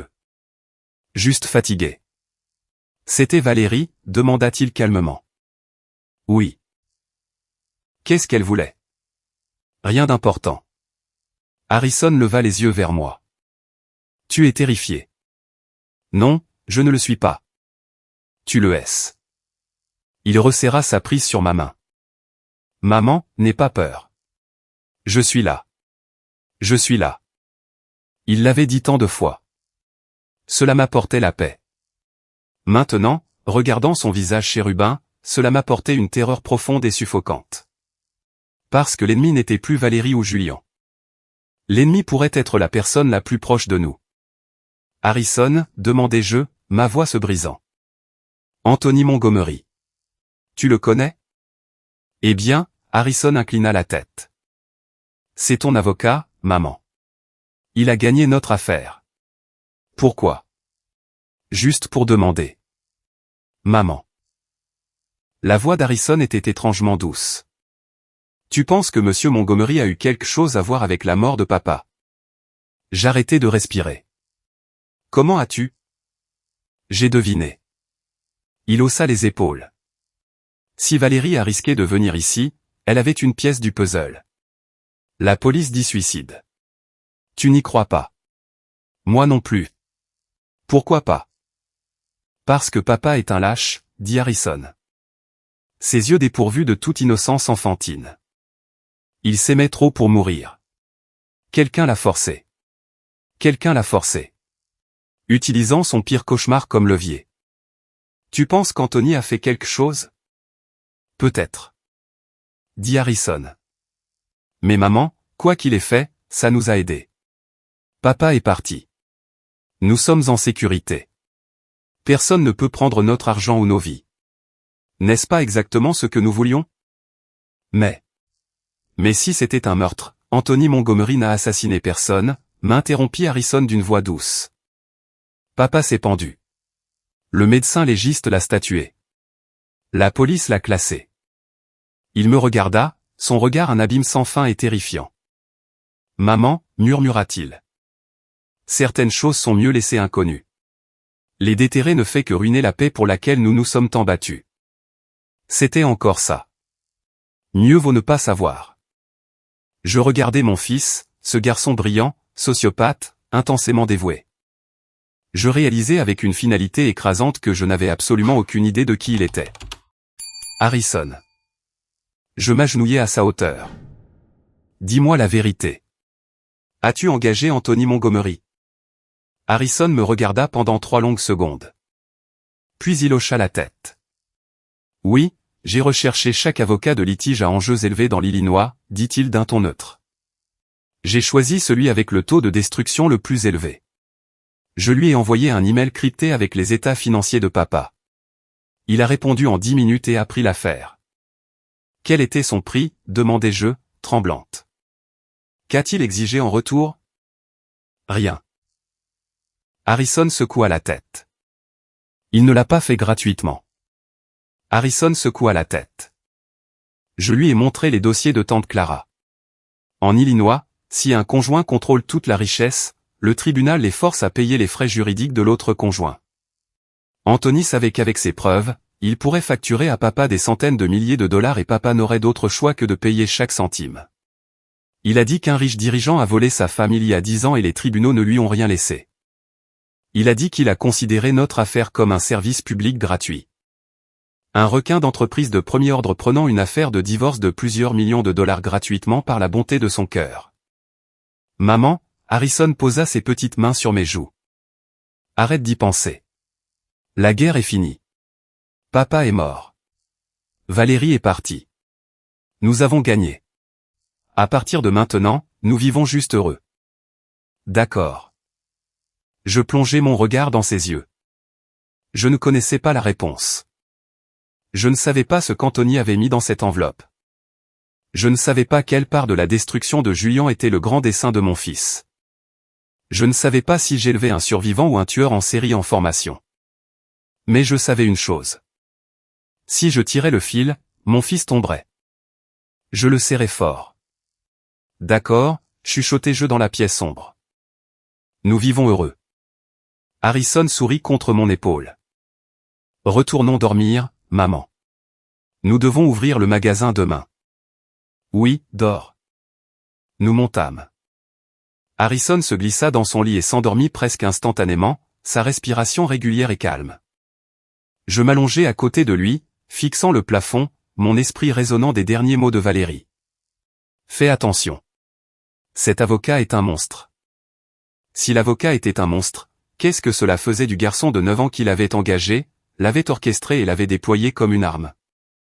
Dehors, la skyline de Chicago scintillait dans l'obscurité. Mais il y a des ténèbres que nulle lumière de la ville ne peut pénétrer.